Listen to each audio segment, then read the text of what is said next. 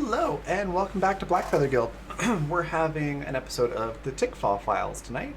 Tonight's episode is called Man in the Mirror. We're going to find out what's going on with Naomi. Last session, she was looking at a copy of herself or something like that at the very end. We don't know what's going on with that yet, so we're going to find out.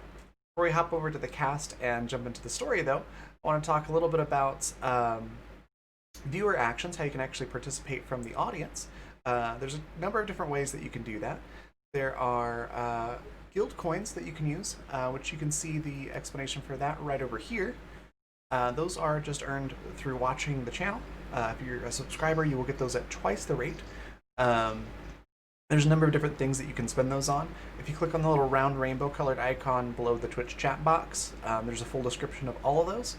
But plot points, which you see right here, allow you to actually interject into the story.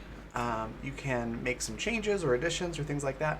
There's a full description when you click on that little icon or in the panels down below. We do try to stick as close as possible to the suggestions that you put in with those, but the DM can make some changes if it's going to throw off the story too bad, or if it's like super overpowered, like, you know, you say that the big bad evil guy falls over dead. That would obviously ruin the story. So there may be some edits, but we try to stick as close as possible to what you put in there. Also, let me just get this into chat.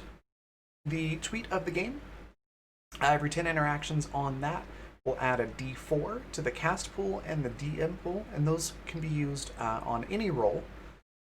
With this being a Monster of the Week game, the cast can use that to increase their roll number. And this is a 2d6 system, so an extra D4 is actually quite powerful. And then for the DM, or the Keeper, how that works, because in this system, the GM doesn't really roll anything. So Rowan can take those D4s and roll them and subtract them from our roll. So it is balanced with the tweet, because we both get a D4, but yeah, it's a really fun way to participate, and it helps promote the stream. And then finally, for direct donations, subscriptions, bits, and patrons, there's other things that you can do. For direct donations, you can see this chart right over here at the bottom, coffee.com/raven or raven.rocks. That will allow you to donate directly. You can also do subscriptions and bits through Twitch. And then right there in chat, you see our link for Patreon.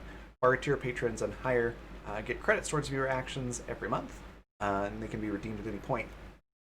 And then finally, the rest of the stuff on this chart over here is what you can get with all those different things. Some of these are self-explanatory, but not all of them are, so I'm going to run through them really quickly for y'all. The D4 and the D6 are just extra dice to add to a roll, or in the case of the DM, subtract from the roll. The switch is change the verb of what you just said, essentially. So to use a classic example, if you have a bard in your party and they want to seduce the dragon, if somebody else in the party or the DM has a switch and they are tired of seeing the bard try to seduce everything, they can throw that out, and then the bard has to choose a different verb to fit their action that they just took. And it cannot be a synonym. It's not like it's not like they can just say, "Oh, I'm going to flirt with the dragon." It has to be completely different. It's a fun way to nudge the story in different directions. Thank you, Michael, for the 500 bits. Thanks so much for that cheer. That is to GM for whatever that gets. So that'll be, I believe, an advantage to the DM, which in this case makes one of us roll with disadvantage, with it being Monster of the Week. So thanks so much, Michael. I both love it and hate it at the same time. Thank you. Speaking of advantage and reroll, it allows you to roll twice and take the better of two results. The only difference between the two is the advantage has to be called before a roll, and a reroll can happen after the fact. Complication is kind of like having 8 plot points. You can do anything that you would like, 1 to 3 sentences. Just type what you would like to add to, change about, or remove from a scene that is happening, and we will work it in. Just like the plot points, the DM can edit that or reject certain things if it's going to be truly game-breaking or too disruptive to the story. But 9 times out of 10, it's going to be pretty much exactly what you put in there. and it is a great way to add to the story. We've had some really cool plot devices happen just because of complications from audience members. It's been great. Swap two players for 5 minutes means that we will swap characters. So you can have two of the cast members playing each other's characters for 5 minutes, or you can even swap one of us out with Rowan, where she'll play one of our characters and one of us will DM for 5 minutes. And then finally, the one up for this system, it's based on the amount of harm that you get. So if you get up to 8 harm, you die. So if you have a one up, essentially what would happen is we would be stabilized and at 7 harm. So effectively gives us 1 hit point and we're not bleeding out or anything like that. So it gives the person a fighting chance to keep their character alive. If there's a character in this game that you particularly want to see survive, that is a great way to help ensure that that happens. And I believe that is it. So I'm going to put my headphones back on here. We're going to go meet the rest of the cast and jump into the story. So, by the way, I've got some heavy Darth Vader breathing in the mic, folks. I don't know. But now we can hear all of you.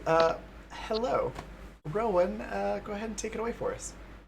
Hello, I am Rowan North. I'm a freelance illustrator and art educator, and this is my game.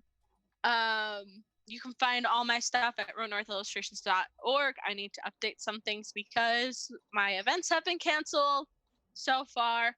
That sucks. But yeah, you can find whatever events do come up on there. You can find my social media on there and things like that. So I will put that in the chat. And yeah, for those of you who don't know or joining for the first time, the Tickfaw Files is kind of a prequel to a game I did in the past with these same players. Basically takes place in 2045 Louisiana, Springfield, Louisiana, near the Tickfaw National Forest. And there's a lot of weird stuff going on, and they're starting to put together what is going on. And yeah, let's go to Yaz next. Hey, I'm Yasmin. I am a graphic artist and illustrator. Yeah, that's about all I do. I play Savoy and Zahil, who are changeling. They with the human Zahil, the changeling, sharing Savoy's body. I constantly get their names mixed up.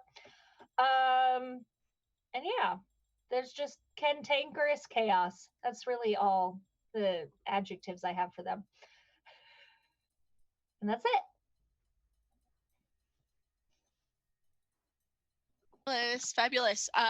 Next, let's go to Raven. Let's grab Vanessa first. Oh, let's do Vanessa. Okay, Vanessa.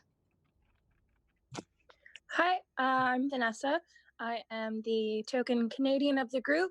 I'm primarily a watercolor and pencil artist, and I do have art Twitter. If you'd like to check out my stuff there, that's under my little player box there. It's at Pepro Draws. It's Pepro like the candy. I play Mira, and she is a red cap fairy, which is essentially the fairy version of vampire. She has to drink blood to survive. And the past couple years she's lived here in Springfield, she's been messing some people up for their blood, so nobody's caught her yet, thank gosh. But yeah, she's not the cinnamon roll of the group, she's the grump of the group. And that's Mira. And now, thank you very much, Vanessa. Now we'll go to Raven. Awesome. So yeah, I'm Raven, tabletop streamer, and I do virtually everything involved with tabletop in one form or another, from designing to GMing to playing to art and all sorts of stuff. And I'm playing Dick Bellaroo. She is a private detective who's been hired on by this group to help in investigating these supernatural occurrences, something which she has some prior experience with, having been in a relationship with a dryad, as well as fighting off werewolves and dealing with witches in the French Quarter in New Orleans, and a whole bunch of other stuff. So this is not her first rodeo, but it is definitely a bigger rodeo than she's used to.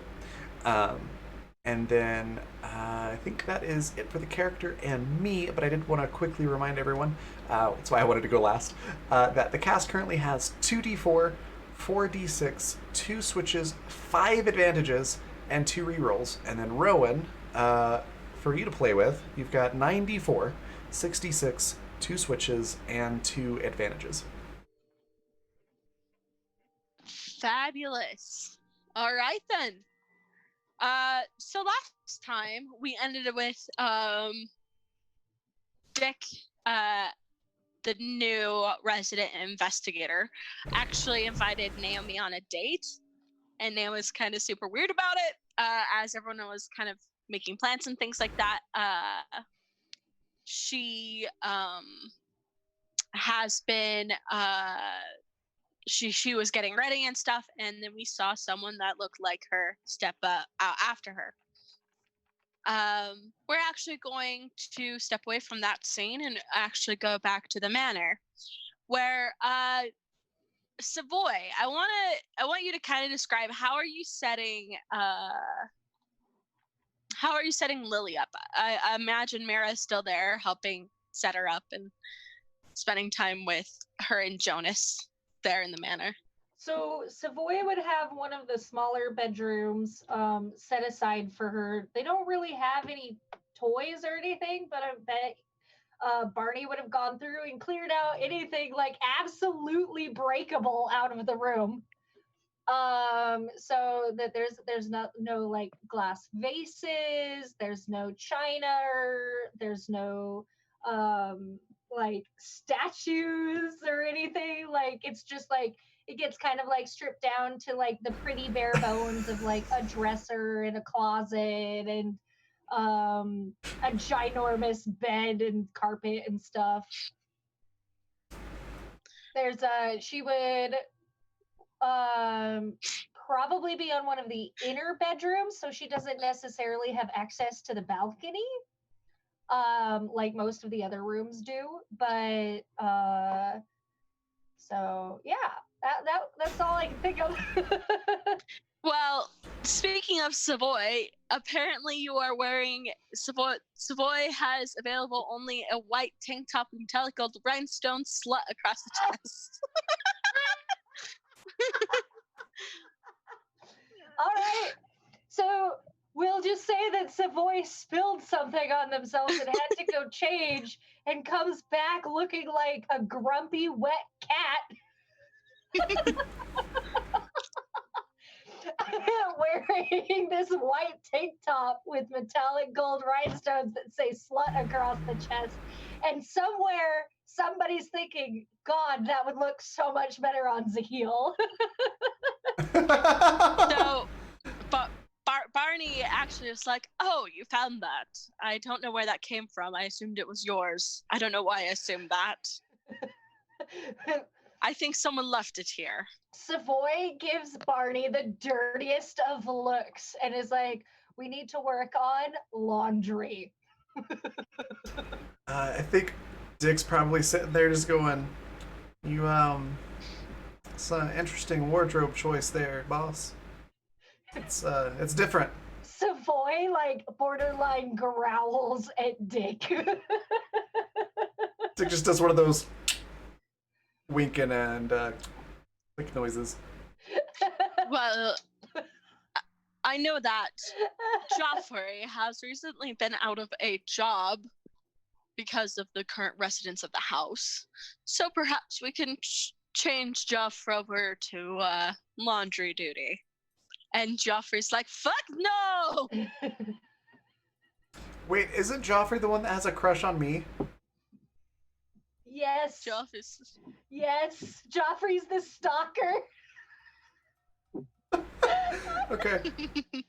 It's gonna be like, I mean, it's sort of the same. You got ingredients and hot water and put it all into the same thing and cook it. That's not how cooking works. Oh. I don't know how cooking works. Savoy's already left the room to go and work on something else. Making sure that there's like child proofing on all of the drawers or something.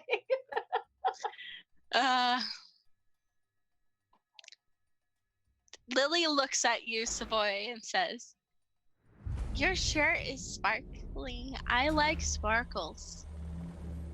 Thank you, Michael. Complication. Savoy's Every just so often. like, Oh god, every so often you hear the sound of a camera going off. What? Oh God. no. I think Dix just sort of tilts her head and is looking at her like, the little munch can get a hold of my camera. I keep hearing a camera. Savoy just looks Lily up and down and is just like, I'm so glad you can't read. That's good, darling. We'll see if we can get you more sparkles. What does slut mean? That's Salt Lake City, Utah there, kiddo. Savoy's just like, thank you, God.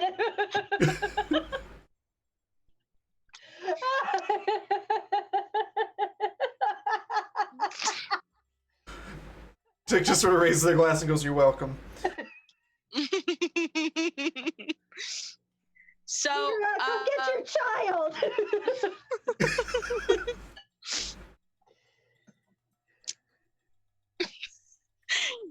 So, as this is going on, as Lily's getting settled in, she actually kind of gets unfocused for a moment and just kind of starts staring at a wall.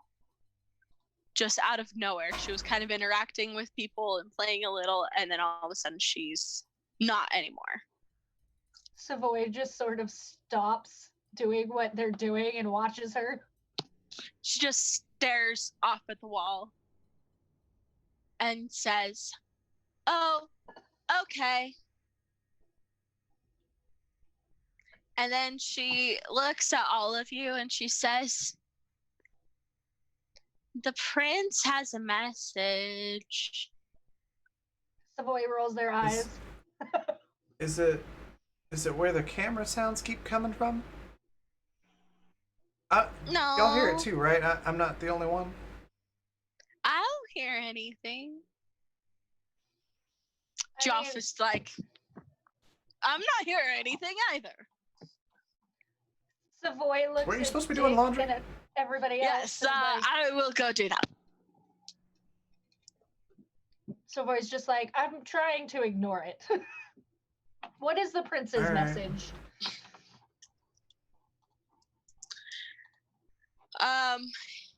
Lily looks down at the floor and looks up at you. It's like, his next, his personal item that he wants you to find is a mirror.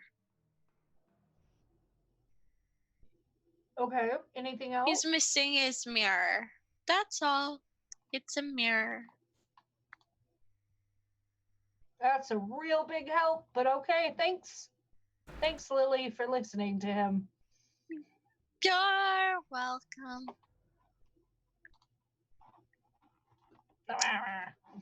So, with that, she goes back to doing whatever she was doing. Now we can go to that evening. Dick, how early are you to the diner? How, like, obviously for the dinner has to date? be. Yes. It's the same Oh, night, right? Dick's most certainly fashionably late. Oh, excellent. By like So, 5 to 10 minutes. oh dear. So Naomi is sitting there at the diner, just like extremely awkwardly, like, well, what am I doing with my life? Just, You know, I ask myself that question all the time. Dick says as she walks up behind Naomi. Right at that moment. she jumps and she's like, "Oh, I'm so sorry. I was I was talking to myself. I'm sorry. I didn't mean to sound that out loud. Damn it, Alex. You're dating a That's dick. quite all right. Didn't mean to startle you there.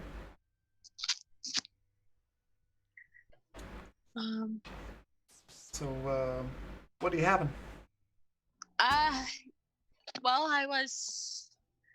I haven't exactly ordered yet. I was waiting for you. I didn't want to be sitting here with food when you haven't. Oh, that's very considerate of you. So, I mean, it's basic diner food. I really hasn't changed that much in 100 years, you know. So, you know. At least that's something that's come out of the last 100 years. Then. Well, what's your favorite? What do you like? Well, here, I'm quite fond of good jacket potato. A jacket potato. It's Player doesn't know what that is. a baked potato. Oh. Why don't you just call it? Never mind. So a baked potato. You put anything on that? Normally, like, you know, cheese, bacon, sour cream. I mean, I don't eat it all the time. I know that it gets to be a little fatty, but you know, I typically don't eat much the rest of the day, so I'm okay with this. I want to fix that. You know, having a good regular meals and snacks throughout the day that keeps your head sharp.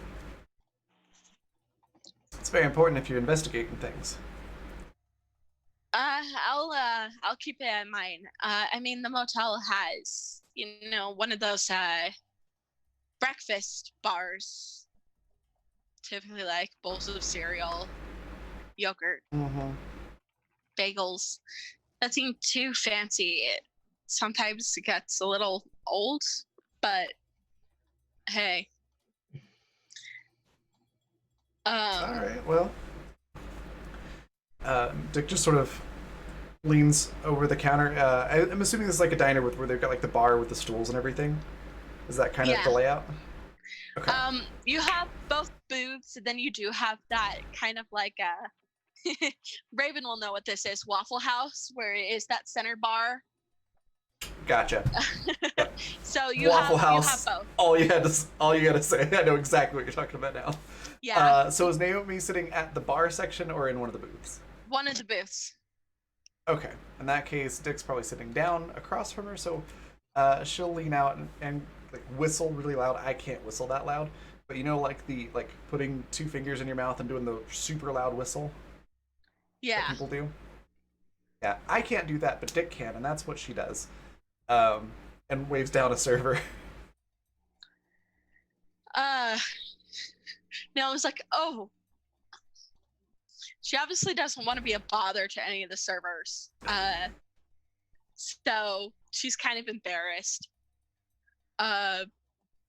When you do kind of call them over like that. But yeah, a server does come over. It's like,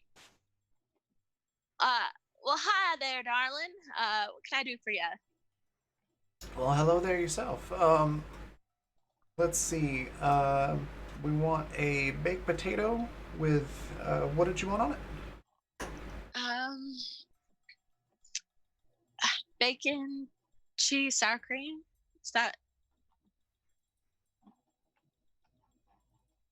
a bowl of chili, maybe? If that's all right. And the waitress is like, Oh, of course.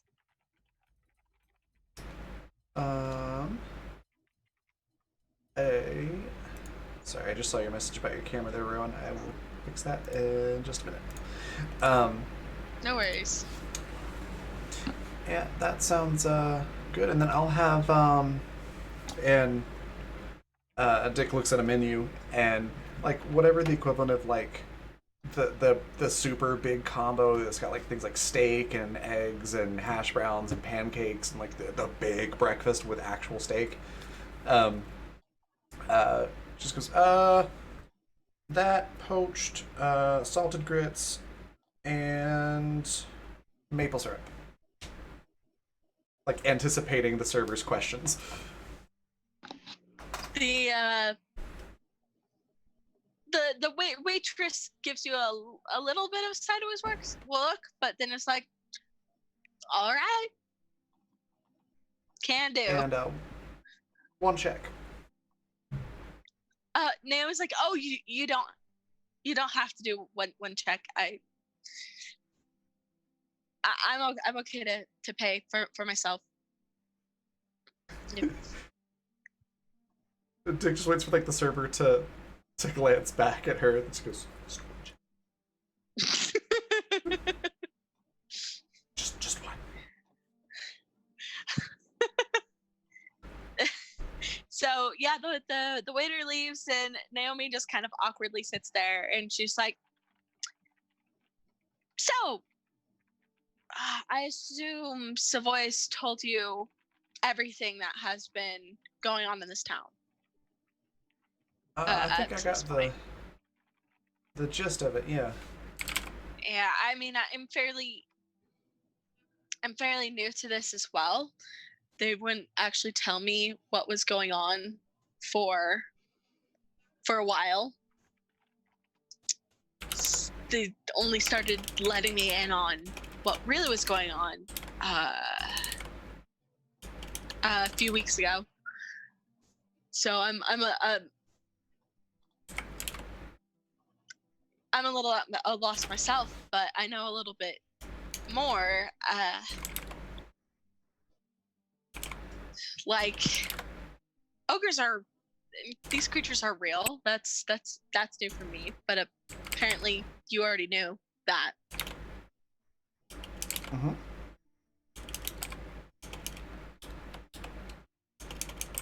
Sorry, all the dimensions on the cameras are way different than they usually are. Yeah, I was kind of noticing. It's just like I feel like I'm sitting far, like according to Zoom. There we go. We are. Now it's fixed. There we go. Beautiful. Yeah, according to Zoom, I'm like perfectly center, and I'm like I don't like. And then here I am watching the stream, and my face like being half cut off at the bottom. I'm like. It's because there's only 4 of us on the call, and when you get more than 4, that's when you start getting more rows and everything. So that's why. Got it.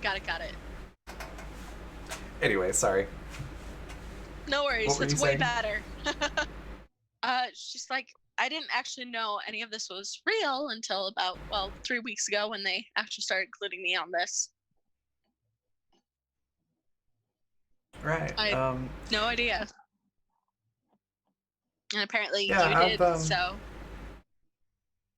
I've seen quite a few things in Narlands. Yeah, it's usually a little bit different than what you hear in the fairy tales, but it's pretty much all real. Oh, that's good. That's concerning. It is what it is. In my experience, the Fae folk and other supernaturals are pretty much like the rest of us. Most of them are assholes. You get a few good eggs here and there, and they're just different is all. Almost married one, actually. Oh. That's romantic. It was. Till the assholes I mentioned showed up. And Dick kind of pulls a chain out from under her shirt. And it's shows this pendant that's It's like a little globe, and it's got a small flower and a little seed in it. And it looks like it's suspended in resin, but it's not. It's actually like magically sealed to preserve it. And she just goes, yeah, long story short, fell in love with a dryad, some other not so nice dryads, hired some werewolves, and they killed her. Oh, uh, sorry to hear that. That she just pauses to parse the whole not so nice dryads hired werewolves to kill her. Like, that is definitely a statement that is just so bizarre to her. But she is trying to be as sympathetic as possible, all things considered. Click lets it sit for just like a beat, and before Naomi really has a chance to fully process that, it goes, "Hey, do you like coffee?" What? Yeah? Yes? I could go for some coffee, and like waves down the server. And server's like, yes, hun. I forgot to mention 2 coffees, please. Sure. Black? Sure, that's good for me. How do you like it? Black's fine.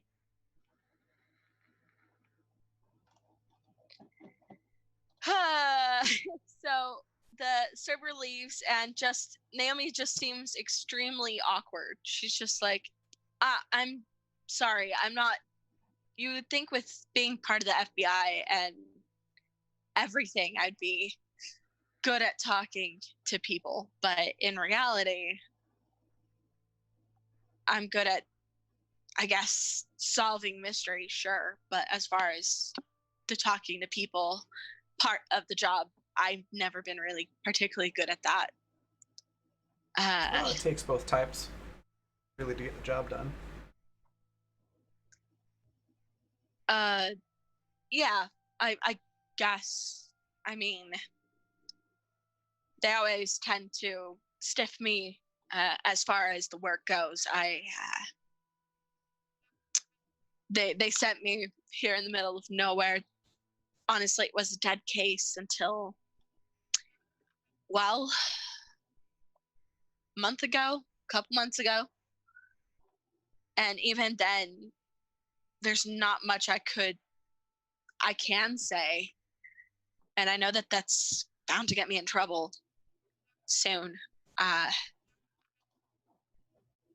It just Well, isn't. If they ain't expecting you to find anything, because it's a cold case, then sending them, I ain't found anything. It seems like that's what they're expecting, so you could use that to your advantage.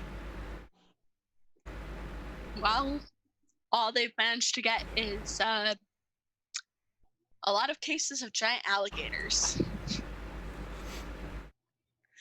And I'm assuming these are the typical Washington bureaucrat feds that know everything and don't listen.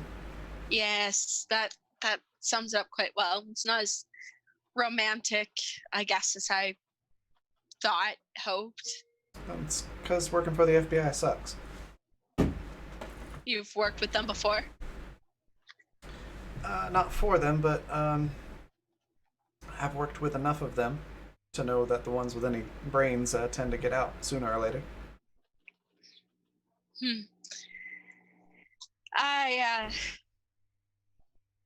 I thought it would be a good option. Usually government jobs pay well, and there's a lot of job security, and I thought it would make me more credible in the long run. I thought maybe it would be a dream job. I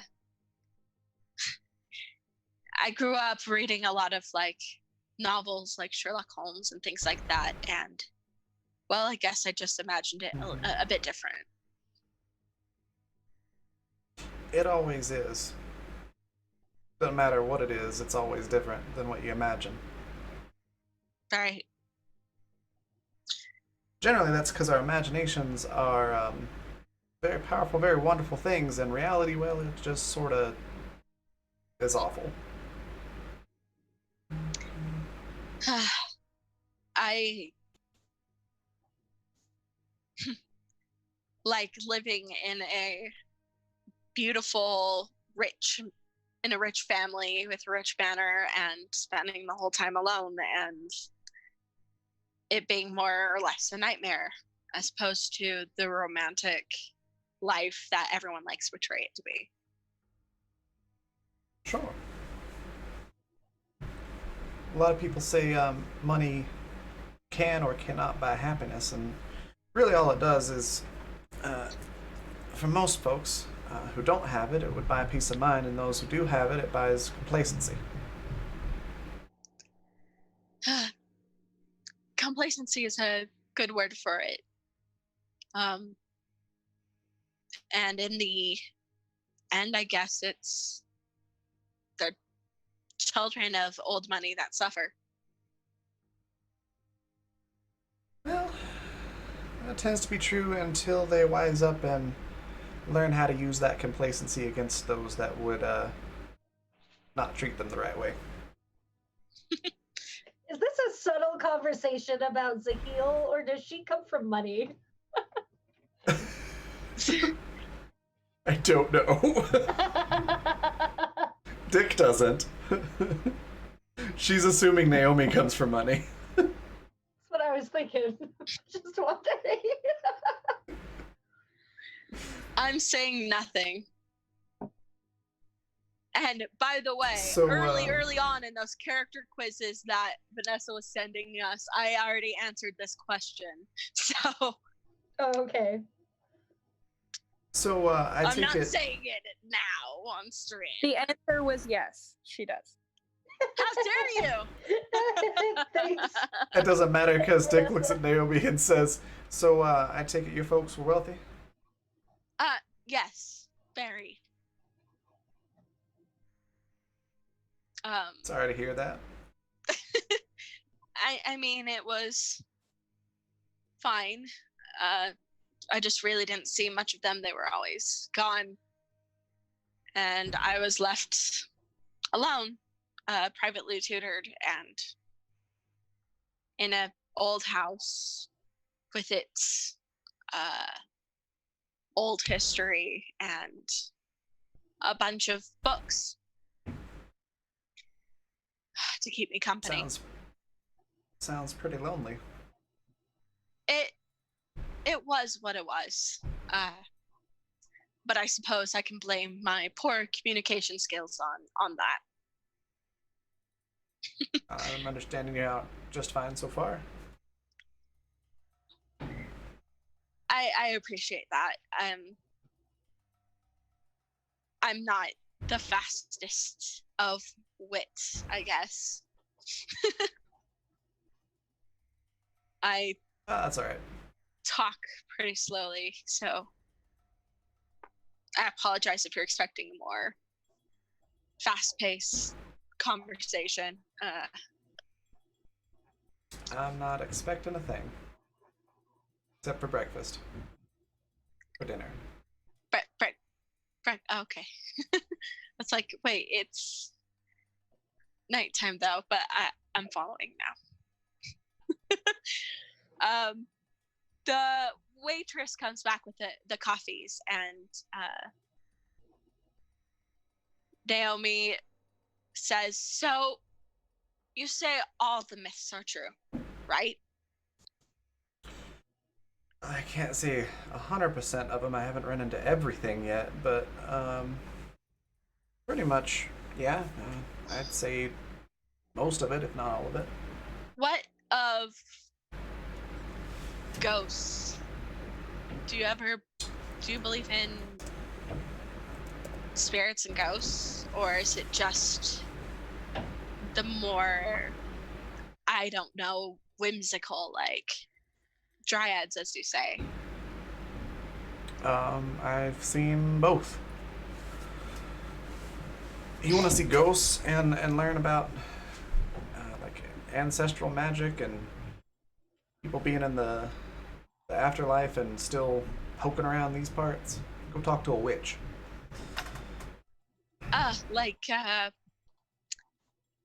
the Moonstone family witch, right? A little bit different brand of witch than that, but more or less. They're quite an interesting duo, Faith and his mother. I've talked to them a little, but they... Once again, it's the whole reality is different than what you'd imagine, right? Mm-hmm. See, that's the trick, though. You see, you go into a situation without expectations, and then you don't have to change your assumptions or perceptions. But if you you let the situation explain itself. I guess that's fair. No, I think that that might be the only one that I've ever had experience with is ghosts. I used to think that the manor that I grew up in was haunted, or imagined Probably it was. I don't know if that's comforting or what. Well, did it ever hurt you in any way? No, not really. It's probably just But minding its own business then. I've always just had the feeling like I've been followed and watched ever since. It's like maybe it hasn't been anything that has left me behind, so to speak. I mean, ghosts don't get who flicks plus, so they've got to do something to entertain themselves. Just imagining what streaming service is available 40 years in the future. It's called Casper. Casper Plus, I don't know. So, and it was like, I guess it's just, especially lately, I feel like this isn't exactly anything that I feel is relevant to the case or things, so I really haven't brought it up to anyone else, but at least these past few days, I've just noticed some strange things like I used to see as a child, where like I will hear things, footsteps when there's nothing there, or sometimes I feel like I move and my reflection doesn't. It's the strangest thing. Yeah, that's concerning. We should probably talk to Savoy about that, and I mean, I don't think it's particularly relevant, but see, you doing those expectations again. Sorry? Oh, it's fine. It takes a while to learn that not to do that. But if your reflections move, or you're moving when your reflection's not moving, and you're hearing footsteps with nothing there, that could be a number of things. I've got some friends in New Orleans that I could talk to that might be able to explain some of that, or you got any sort of expert on this stuff around here? I mean, aside from the usual suspects like Tilda or oh yeah, Tilda. She Dr. Jenkins. Yes. As I recall, she knows a lot about that kind of stuff. So, from what I remember, she was something of a skeptic before. I'm guessing that's changed. I would say so. I would say definitely so, but I guess I didn't believe it either, mostly because I didn't know it existed at all. Certain stories. I wouldn't say I was a skeptic before, so lots of things change. Sure.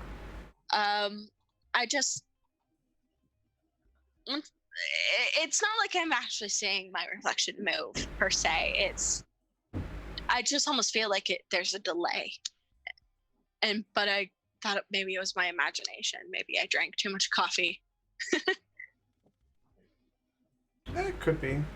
I'd still talk to the doctor about it. Better safe than sorry. The waitress comes and drops off your food, jacket potato for Naomi, and for what was it that you ordered, Dick?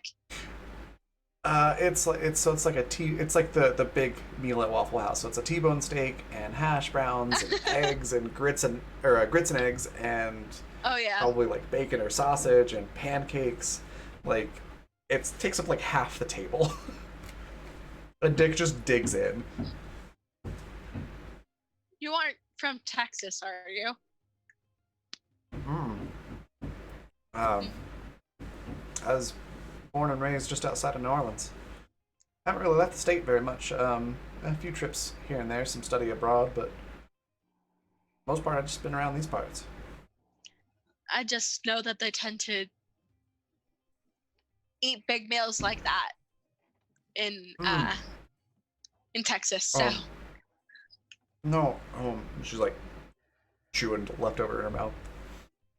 No, when you're a private detective, you do a whole lot of walking and climbing and finding your ways into places that most normal people would never try to get to. right. So, builds up an appetite and a workout. I guess that makes sense. Get your calories in where you can, right? Exactly. The rest. Oh, go ahead. Dick just says something really cheesy, like, Betty's not the only gun I'm packing, and like holds up an arm, showing off her biceps. That's really all. The rest of the meal seems to go as normal. Naomi is happy to share some stories of things that she has done. Mostly, unfortunately, like you can tell that she's still pretty new to this whole thing. She's new, young, inexperienced. A lot of her experience has been through school and training. But she's happy to tell you. Mostly, she's more interested in hearing your stories and the experiences that you've had. Okay. Dick probably for the most part is gonna be quiet and listen until she has to talk. So basically, absorbing everything Naomi's saying like a sponge, and then analyzing it in the back of her mind, doing the detective thing. And then when it comes time for her to talk, she'll share stories of like the time she helped some lady get back at her husband who cheated on her and did a bunch of stuff by working with some witches to get him cursed with an actual pigtail. Weird little stories like that, mostly about avenging or helping victims of domestic abuse or just oppressed women in New Orleans and So strange. things like that. Yeah, she has an interesting mix of reactions to those kinds of stories. Some are kind of like more of the alarm of, oh, like, whoa, that's kind of extreme, but also kind of the impressed of like, that's really cool that you've done that. Mostly she just seems like completely out.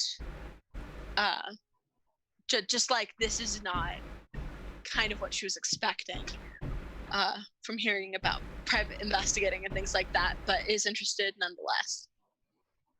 Cool.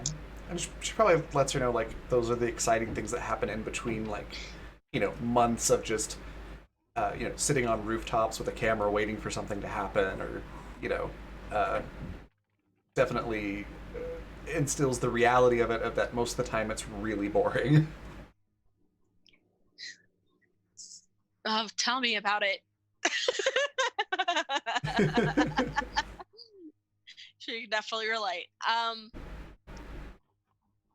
Yeah, once dinner's finished and once she's like sure that you have all the information you need, she does tell you a bit about Springfield and just in general, like what you can expect, where everything is. Really, it's just that main strip at the manor, and that's about it. Okay. There is Airbnbs along the river, lots of wet cypress woods and forests, but that's it. So it's like, well, this is the town. Congratulations. It's a really bustling place. Okay. And then at the end of the meal, before Naomi can do anything, Dick is going to get up and go to the counter, and just tell them to put it on the Bilious tab.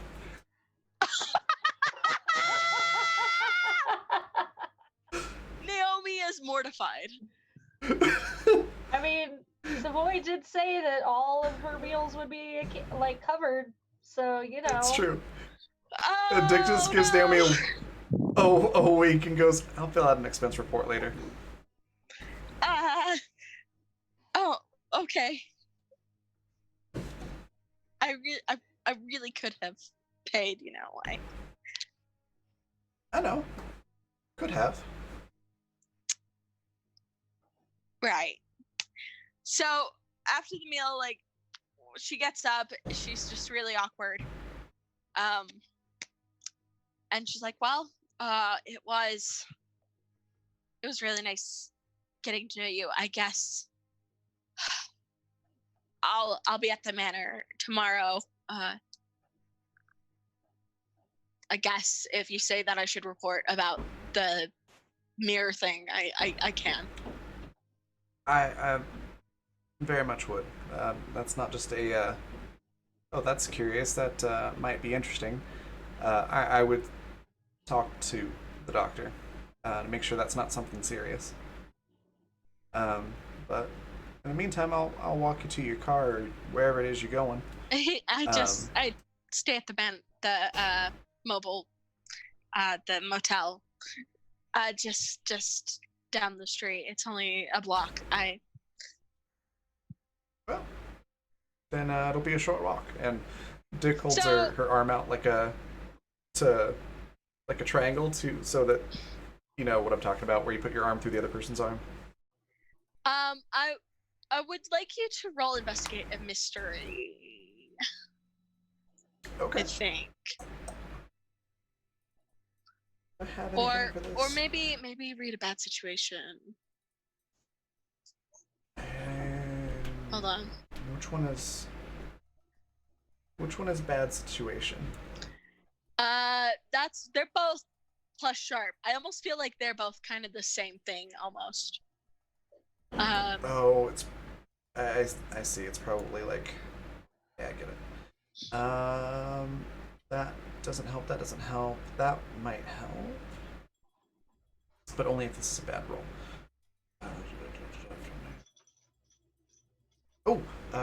First time in each mystery that you observe a monster, minion, or phenomenon in action, you may ask one question from the Investigate a Mystery list as a free.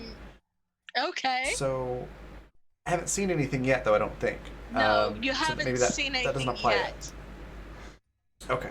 That's so I think gonna be a flat roll. That's why I think this is going to be a more of a read a bad situation. All right. Well, that was a 10. Wow. Whew. I don't understand the hold 3 questions. I'm just gonna have you hold 2. What's my best way in? What's the best way out? Are there any dangers we haven't noticed? What's the biggest threat? What's most vulnerable to me? What's the best way to protect the victims? Aside from having you, because you don't know what you're seeing yet, I'm just going to give you 2 things, if that's all right. Sure.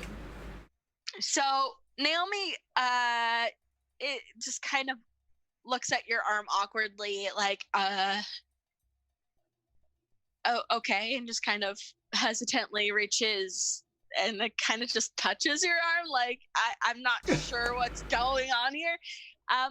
The diner has a couple of things. It has one of those like old style, you know those slanted mirrors that the old diners would have, like along the ceiling. Yeah. You notice as you walk with Naomi that her reflection stays where it is and watches you from is looking down at you, which is bizarre. Okay. Or it just seems to be looking up at the ceiling as you walk off. Yeah, Dick files that away and doesn't say anything or point it out. It does catch you, spot it, and the reflection smiles a little. The second thing you notice as you are walking down the street with Naomi is that her shadow lags behind. Okay. Once they're a little ways out of the diner, away from the mirror, Dick is going to lean over and go, all right, so first off, I need you to stay very calm. Huh? Just stay calm. No sudden movements or reactions or anything. But that mirror story that you just mentioned? Yes. Yeah, it's something to worry about. Your reflection was moving on its own in the diner, as is your shadow. She like starts turning her head to look and then looks back. Don't like, look. I got it. They said. You hear like she probably would hear Dick muttering under breath, like, "The hell do they teach these people at that academy?" I told you I was new.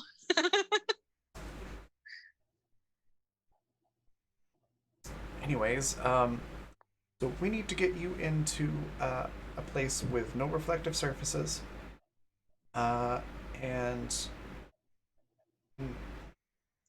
not sure which this is, but I'm gonna guess either no light or light from all directions. No. I don't like either of those options. I'm not crazy about it myself, but my guess is your reflection is not your friend right now. I'm not sure that I enjoyed that sentiment. I don't think it cares. Oh, okay. Would Savoy have anything like that? Probably. Let's I can't. Did Dick take one of Savoy's vehicles? I can't remember how Dick was getting to the diner. Savoy Probably would most certainly supply a like absurdly expensive vehicle for Dick to drive. Okay. All right. Here. It's probably like an SUV, like a Jeep Wrangler or something like that would be. It's probably Dick's... Savoy's Jeep, honestly. Okay. That was what I was thinking. Perfect. That's Dick would be very comfortable with that. So she'll escort Naomi around to the Jeep. All right. I want you to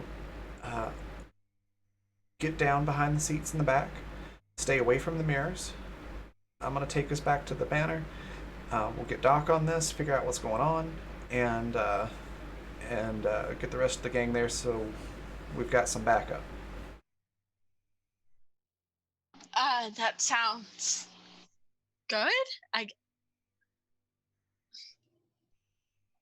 guess. I mean, none of this sounds good. No, this is decidedly bad, but getting help would be the best option at the moment. What about my stuff? Like, I need like get it later. a pair of clothes.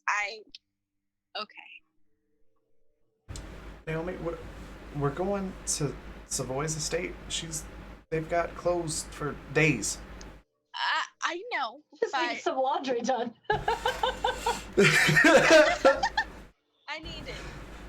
I would The fashion prefer choice might be a little off, but my clothes, and things, but that's all right, I guess. I, Beggars can't be I choosers. will come back and get your things if you need them. I think it's a little more important that you not, have your reflection trying to kill you or something. It hasn't, but that's good to know. Yet. Yeah, I don't like Hasn't that. yet. So as soon as Naomi's in the Jeep, Dick's going to floor it back to the manor, all the way doing the speed dial to the house with her hands free, of course, not holding the phone and driving. Calling Savoy and letting them know. Yeah. Savoy would have both Tilda and Selena apprised and ready. Savoy would be working with Barney and Jeeves to make sure that there was a bedroom with no reflective surfaces that they could put her in until further notice. And I mean, Barney Okay. is like, we could just remove the mirrors in the room. But all reflective surfaces? Do we know if it's all reflective surfaces or if it's just mirrors? I don't know. Better safe than sorry. Is Dick still on the phone Yes. at that point? You probably just hear Dick yelling into the phone, "I don't know. It doesn't matter. Ask your experts. Just do it." Okay. Well, just throw sheets on everything until we know for sure. Sheets, got it. It's not like we don't have a surplus of those. I'll see to it. Savoy just is like,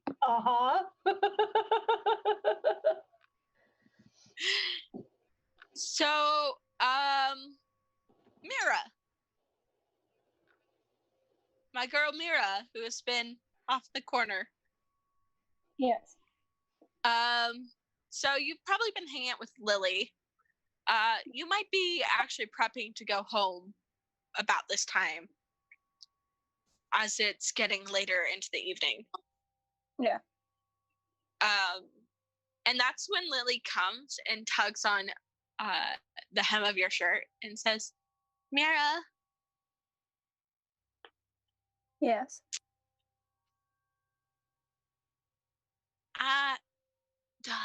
The prince says that they're coming. Who's coming? I think it's one of his fancy people with the Fancy people? the shifting faces.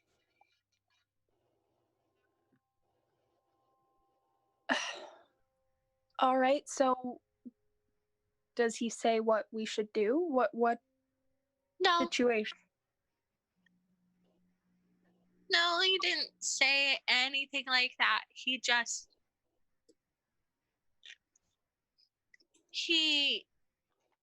I think he wants to see what you're going to do.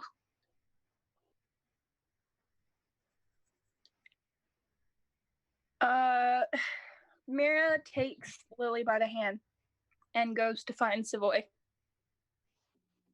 Savoy is throwing sheets on everything. Looks up when Mira walks in. Mira just like raises an eyebrow. Her expression's like, should I ask or? Savoy pinches the bridge of their nose and says, I just got a call from Dick. Naomi seems to have a reflection and shadow problem. And we don't know if it's good or bad or has something to do with the prince or something totally different. But I've prepared. Did Yes. she make a funny face? Because mommy would say if you made a funny face and then the wind shifted, that your face would freeze that way, and then you would have a reflection problem too. I don't know, but thank you, Lily. I will keep a tab on that. I help. Mira just like pats her on the head, like, you sure did.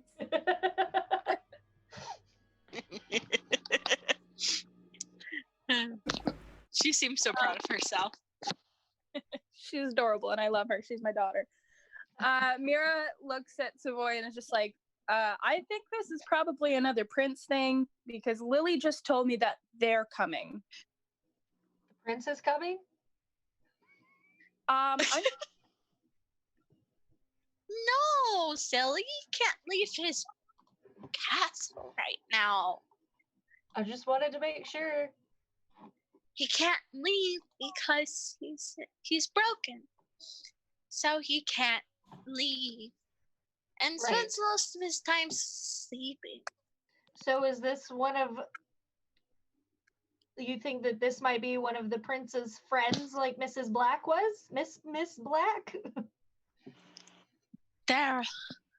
I remember a big room. And there were all these people in fancy clothes. And there was Miss Black. She wore a black dress. And I remember the foxes in their suits and dresses. So Sorry, go on. I remember the goblins were there, but only a couple goblins. Usually the goblins helped with like food and things, but there were a couple of goblins there in fancy clothes. The only one that wasn't there was the ogre, but he refused to come. So, but I remember that there were people whose faces always changed just a little. If you look at them in the corner of your eyeballs, they would look a little different.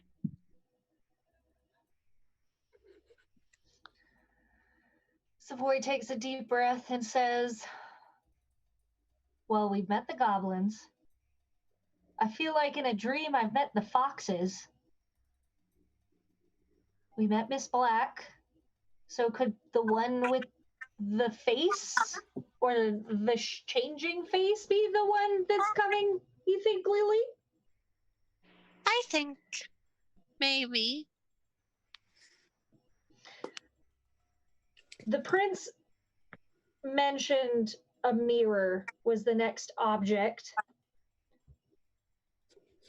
And if the mirrors or the reflections are the issue that Naomi is experiencing, it's likely that all has something to do with itself. Mira, what do you think we should do about this? Would Mira have any previous knowledge on this sort of creature or being or whatever it is? I mean, obviously you both have dealt with sort of. You know what? I'll have you roll investigate mystery. Can I also roll? You can roll investigate mystery. You can actually help out. Looks like we've got another mystery on our hands, gang. Oh boy! Which stat is investigate again?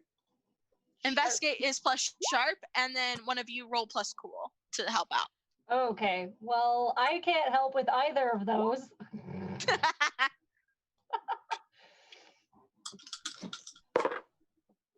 Great! That's a 5. Oh goody! We do have stuff available to help with that, just saying. Yeah. Pick one of those D6s, Mira. All right, I'll take a D6. All right. We have 5 advantages too, so if you want to use some of those before you roll, there's plenty at the moment. Okay. I used 1d6, and it was a 5. So that's a 10. Yeah. Nice. All right, 10. So you get to hold 2. The questions are. How did I end up all the way at the top of this? Every single time. I actually have it up this time. And what happens is it takes me. Hold on. Okay. What happened here? What sort of creature is it? What can it do? What can hurt it? Where did it go? What is it going to be? What is being concealed here? What sort of creature is it, and what's being concealed here? Okay, what sort of creature is it? Actually, Savoy, what can you tell me about changelings? I tell you a fuck ton. Hey, tell me about changelings. So, changelings are a wonderful pest of the Morrigan's world that can slip into the human world and are the only known creatures that can do so and be able to transverse back and forth until they've made a bond with a human. Zahil's a little bit different than most changelings. Most changelings can mimic the human that they've been bonded with, and essentially, as soon as that bond is made, the human's transported to the Morrigan's world, and the changeling stays to take the place of that human. Zahil's bond ended up being differently because they inhabited the same body. Does that help? So, what about the changelings' like transformation powers? Like, how does that? So once a changeling has made a bond, they can change little bits and pieces to either preserve or age themselves. Pre-bond, they could probably take the shape of any humanoid. Okay, and all this is information you would know. Yes. Well, Zahil would know, quietly telling Savoy. Well, quietly. So Savoy would regurgitate that for Mira. Yeah, like a bird puking up worm for the baby. Essentially. Gross. That's where my mind went to. Feed me, Mom, I'm hungry. Feed me, Seymour. I'm joking. Okay.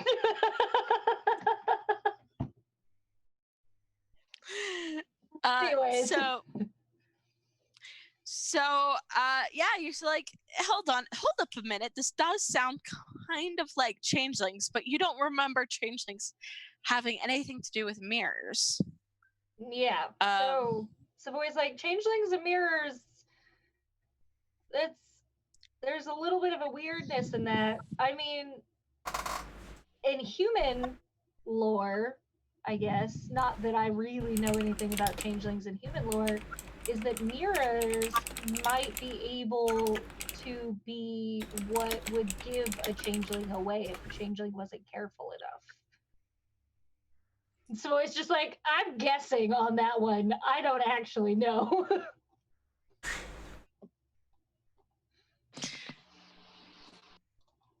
Mira. Yes, ma'am. So I'm trying to think about, because I think both of you will have something to put on the table. You, I think, I mean, I not to put words in your mouth or things from your world in your world, but you have definitely heard of like the idea of like doppelgangers and fairies that can take on human form and hide among humans, Yeah. like the changeling, and that there were always some telltale signs that it was a doppelganger. Things like maybe their eyes, their eyes, the way that their eyes reflect light, or other things like that, or perhaps their shadow looking different from their body.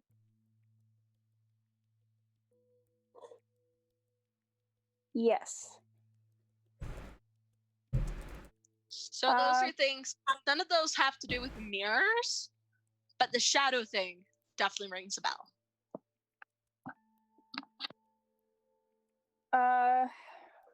Yeah. Mira does bring up the shadow thing being something that's familiar to her. But she'd also say, like, you know, personally, I've not had a lot of experience with any fae creatures that particularly use mirrors. But I mean, clearly, if the prince is expecting to see how we deal with this, then it's, you know, got to be something similar along the lines of the ogre and Miss Black. So I just say we try to go about it as calmly as we can, and then take it from there and see what happens. As peaceably as possible. Savoy says, not just for everybody in the room, but for Zekiel. All right. Well, we have a room prepared. We have Selena and Tilda are gathering their information downstairs, and I suppose it's just a means for you, Dick, and looks at the phone to get here. And what? Yeah, we're almost there. And I would like to roll to have Dick like heal up the driveway and do like, you know, the emergency brake slide thing to park all really cool. Roll to act under pressure. Awesome. I have a 0 in that. Hey! It's gonna be great. It's not a -1. 10. Dick is just a badass. So you do this immaculately. So yeah, you definitely do the whole like pull, like bounce over the curb, and then park sideways. There's like smoke trails or whatever, the dust trails that come off after it, and Naomi is just here like.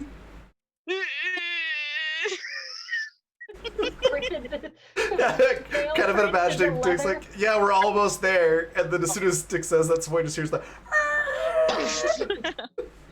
And Naomi's just like, I'm gonna die. These people are gonna kill me. No, I'm an excellent driver.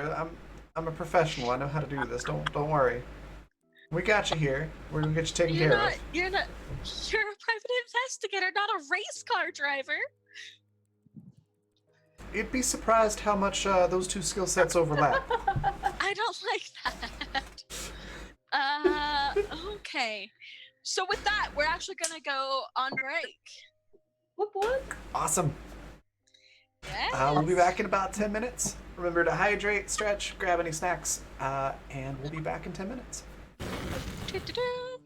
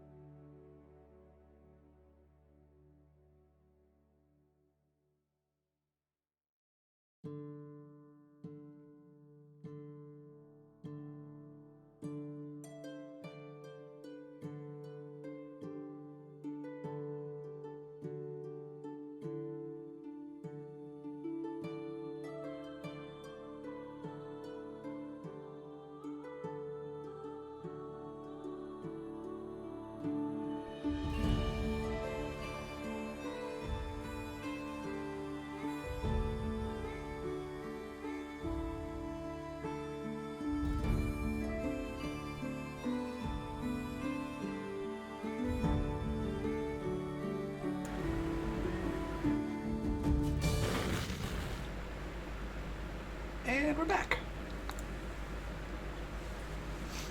Welcome back from the break. So Naomi and Dick, you both arrive. A couple of things that you notice now that you know what to look for, Dick, is that like the stuttering shadow doesn't like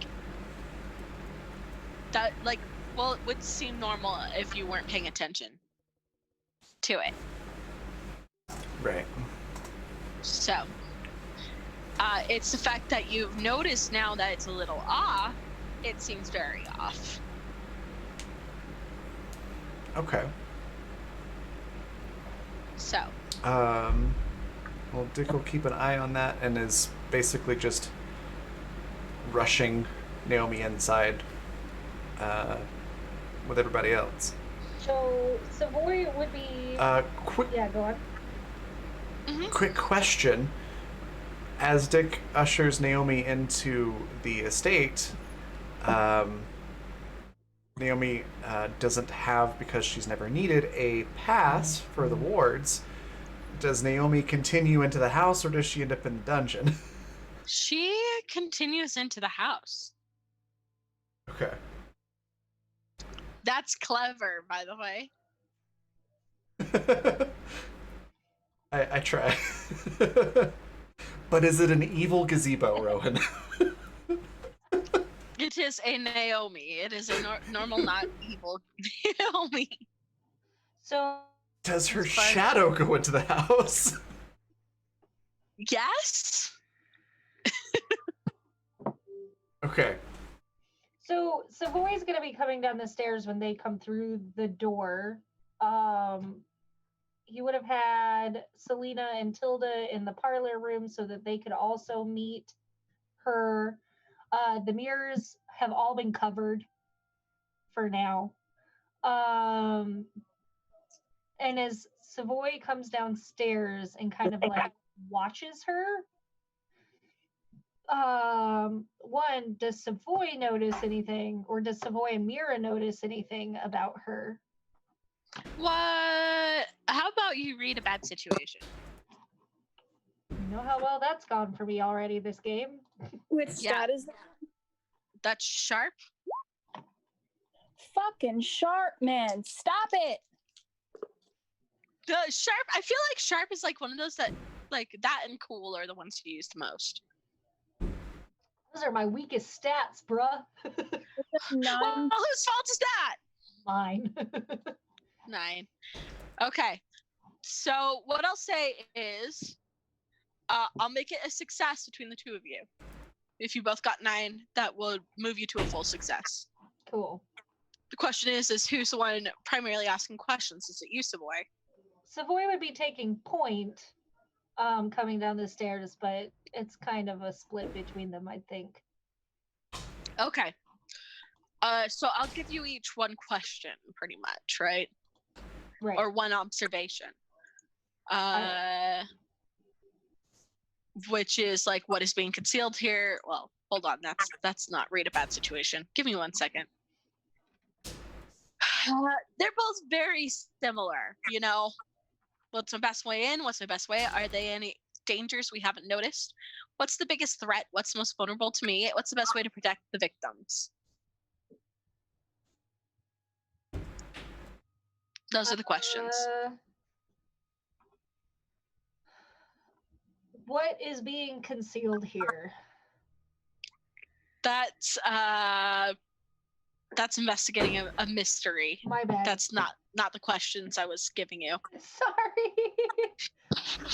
Focus, yes. Jesus. What's my best way in? What's my best way out? Are there any dangers we haven't noticed? What's the biggest threat? What's the most vulnerable to me? What's the best way to protect the victims? What is most vulnerable to me? Interesting. What about you, Mira? The dangers one. Are there any dangers we haven't noticed? Yeah. Okay. All right. So, what's the most vulnerable to me? As you are watching, like Naomi, like you kind of give her like size her up. Yeah. You because you know what you are looking for, you do see that as Naomi's kind of like looking kind of uncomfortable and moving a little, the shadow doesn't fully match it. In fact, you feel like the shadow, like both of you, feel the shadow almost like turn its head to look at both of you. Okay.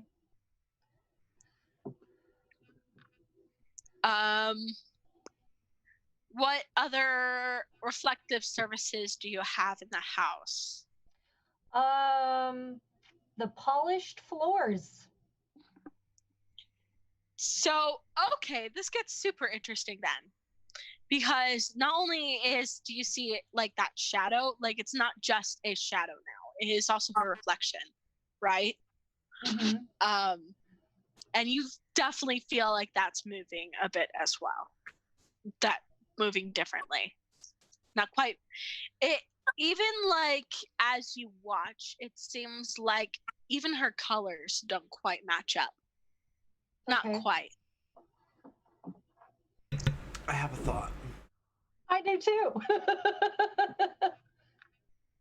You first. Well, Savoy doesn't make any mention of it until the parlor, and kind of looks between Selena and Tilda, and then back to Naomi and has Naomi sit down and says, I have a concept, with the information that we may be receiving one of the prince's esteemed guests, that perhaps we would be able to communicate with this guest using a mirror.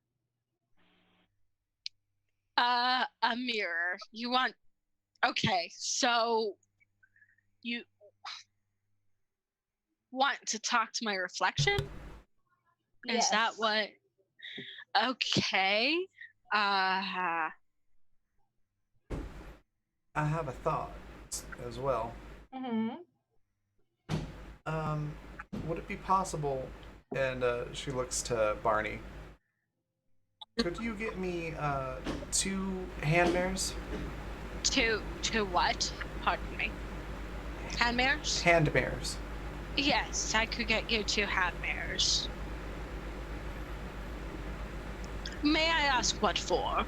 You'll see. Don't worry about it.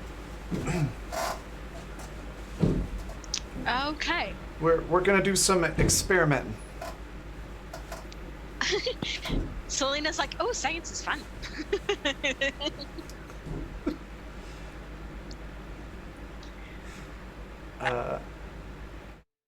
How long does it take Barney to come back with the mirrors? Not too long. I mean,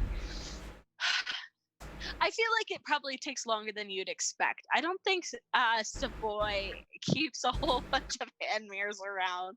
I imagine Zaheel likes hand mirrors because Zaheel's a vain son of a bitch. But Savoy, like, she doesn't spend a lot of time like powdering up and needing like these little, you know. Yeah, no, none of that. So it does take longer than you expect. So everyone's just sitting awkwardly in like the living room, just like, well, what now? Savoy would have Barney. a couple of questions to ask during that time. Okay, go ahead. Naomi, Mm-hmm. when did you say this inconsistency with your reflection started?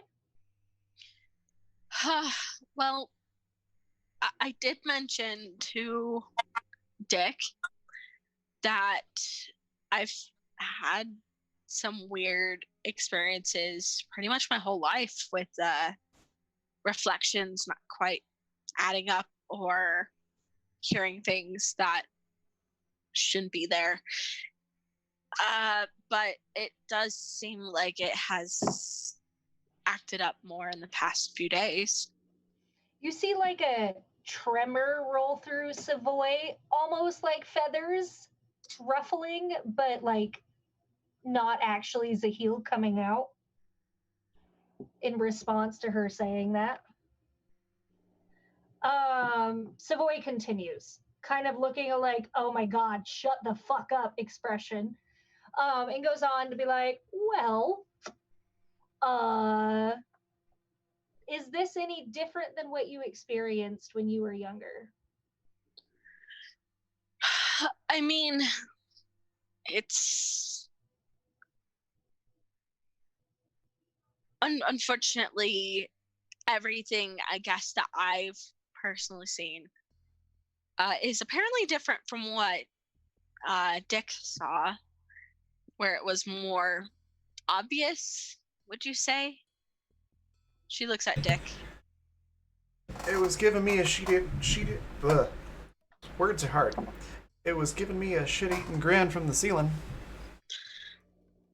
Yeah, I've not seen anything like that. But in general, when I was younger, I thought honestly that my house was haunted, and I've always had that feeling like I was, I guess, haunted ever since.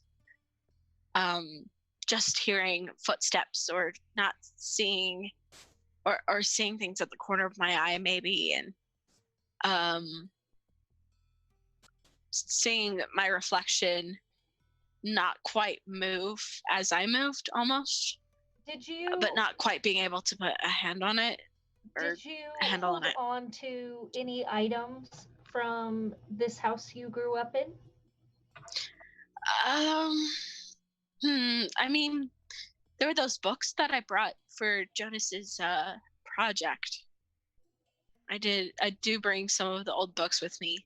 I mean, like personal effects, compacts, jewelry, anything like that.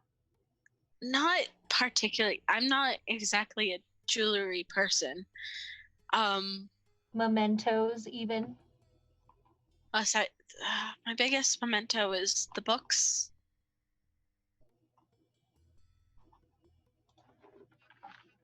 All right. And you keep the books with you at the room you're staying in, the motel, correct? Yes, that's it. I'm not sure if those books would necessarily assist us, but perhaps tomorrow you could bring them by for us to take a look at just in case. For now, however. Then again, Dick kind of was insisting I go under some sort of house arrest or something. So we'll figure that out. I believe that some of our experimentation may shed some extra light on us and on this situation. And if it comes down to you needing house arrest, we would be more than happy to obtain your items for you. I mean, the idea of that is particularly awkward, but and Selena's like, oh, I would think that it would be exciting. Have you ever been under house arrest before? And Naomi's like, no, I work for the FBI. They wouldn't let me work for them if I was ever. Thanks so much for that $10 donation. Ooh. There is a seductive ghost about that is very friendly. Okay. Okay. So, it's about that point that Geoff comes in with the laundry. And he's like, all right, I did the laundry. It's nothing like cooking. Thank you. I'll take your word for it. Geoff, would you mind just depositing that into my room? Of course. It's not my job, but hold I'll on. make it my And job. Savoy reaches across and snatches a collared shirt to do up over the slut tank top that they've been wearing. So, I would like you to read a bad situation real fast. Oh, good. Oh no. Oh no. That's a No! I love it, Michael. It's great. So you get a very creepy feeling as you move your hand towards Geoff, and you've probably felt this feeling before, like just like an uneasy, like something strange. But it's not like magic. It's not like the reaction you've ever had with magic, where Zahil starts acting up and things like that. It's just this overall uneasiness that he's given you before, but he is a capable worker and is very good at what he does. And good at keeping secrets and keeping his mouth shut when needed. So it's never really been an issue.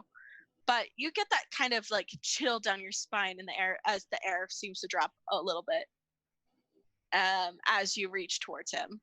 And there's like a small hesitancy as Savoy does so, and Savoy takes their jacket and kind of looks at GF suspiciously and keeps that to themselves for the moment.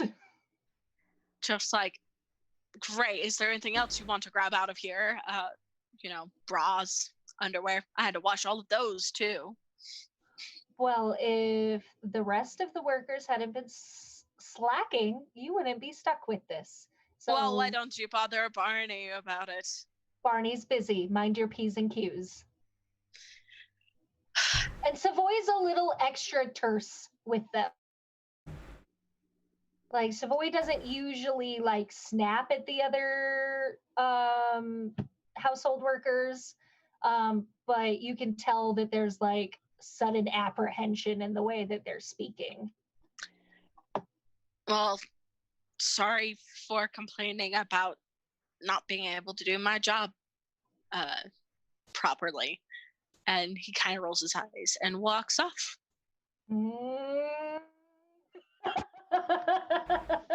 Savoy watches them leave before putting their shirt on, and then turns back to everybody else. Has Barney brought the mirrors back? Yeah, I'd say at that point, Barney is has come back, and he's like, it turns out that compact mirrors or hand mirrors are a lot harder to find in this household than one would initially think. Thank you, Barney. I appreciate it. That is surprising. All right, so here's my thought. We check Naomi's reflection in one mirror, and then I want to see if having two reflections affects mirror Naomi at all. Clever. Let's start with that before using my idea. And Savoy kind of just nods towards a wall where a mirror had been covered up. But go on. So that's what Dick's going to do. First with one mirror. Study the resulting reflection. So, does anything happen there? No, it seems relatively normal. I would like actually you to do an act under pressure, maybe.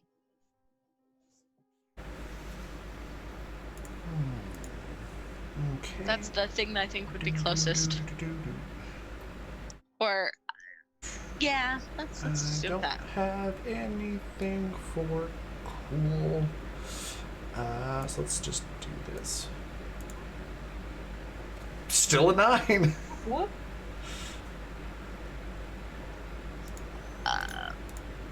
Okay, so with a 9, a mixed success. Yeah, you're paying attention to this reflection, right?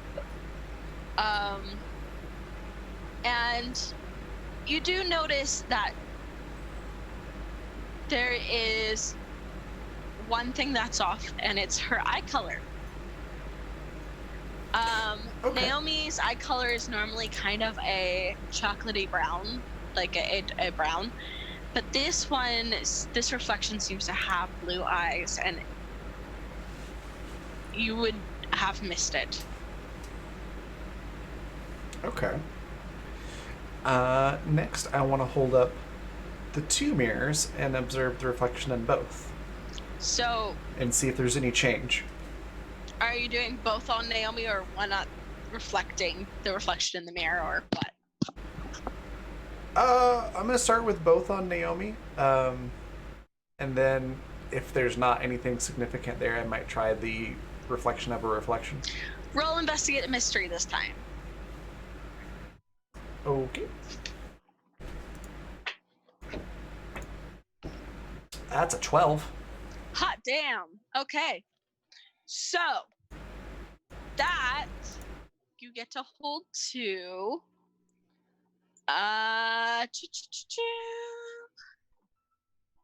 What happened here? What sort of creature is it? What can it do? What can hurt it? Where did it go? What was it going to do? What is being concealed here? What can hurt it, and what's it going to do? Oh, interesting. Interesting question. So, holding up the second mirror to Naomi, you see that this second reflection, it takes a second for it to form. Like there's a delay. And you notice like this almost like lines, almost like glitching. And then there is another reflection of Naomi. It is different. It is different. It has blue streaks in her hair. Okay. And is wearing a different colored shirt. Interesting. So, what can hurt it, and what's it going to do?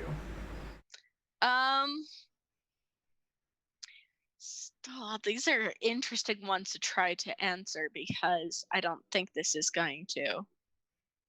Let me put it this way. I have a theory that making it copy itself over and over and over again will weaken it. Is that theory correct or incorrect? So what you do is you shift the mirror and hold it to its own reflection. And there's nothing. It doesn't have, it looks like it's reflecting a normal mirror. Okay. So the reflection doesn't have a reflection. The reflection does not have a reflection.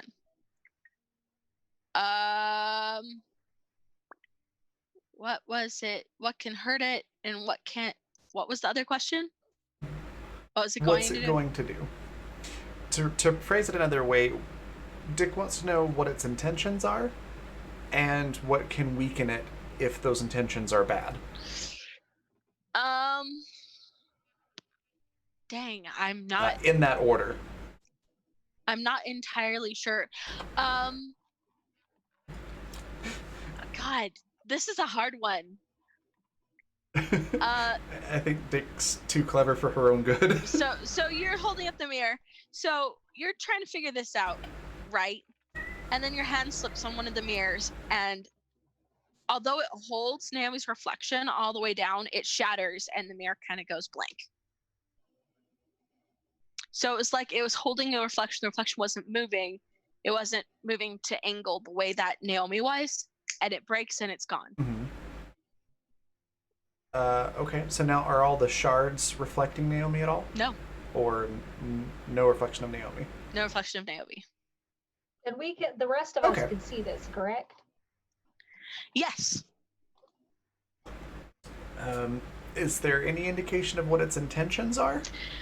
I don't think so. I will figure out a way to answer that later. I think I've given you a decent amount of information right now, but I'm not positive how to answer that question currently. Okay.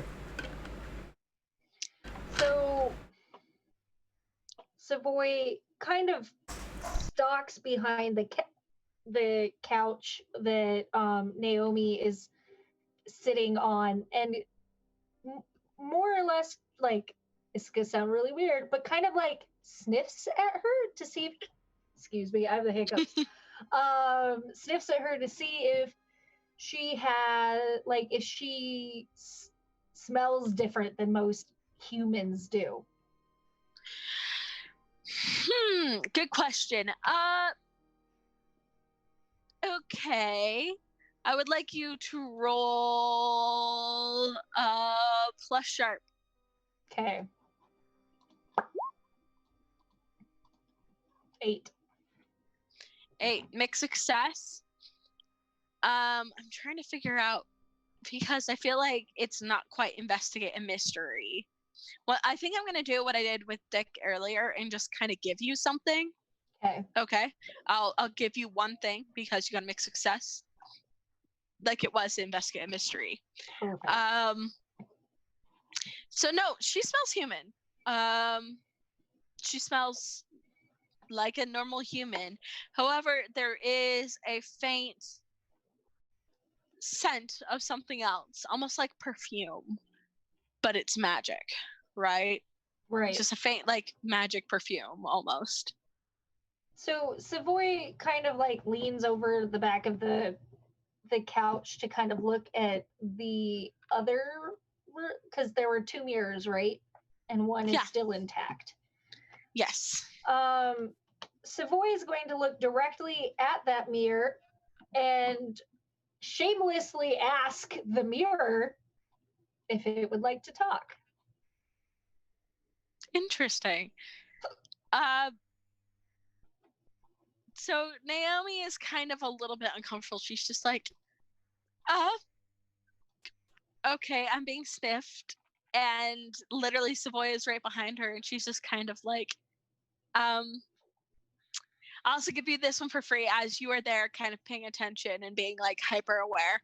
Like you definitely see like these goosebumps like and it go off her arms and like her hair raise a little and she's just like, oh. Zahil's like screaming in the back of Savoy's head to do all these terrible things. Lick the back of her neck, see what happens. Exactly.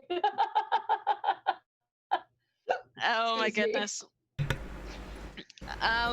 Somewhere Tilda's just screaming, back off, they're mine. Yeah. I mean, Tilda, I guess we've established that Tilda's actually in that room. So she's just like eyeballing you.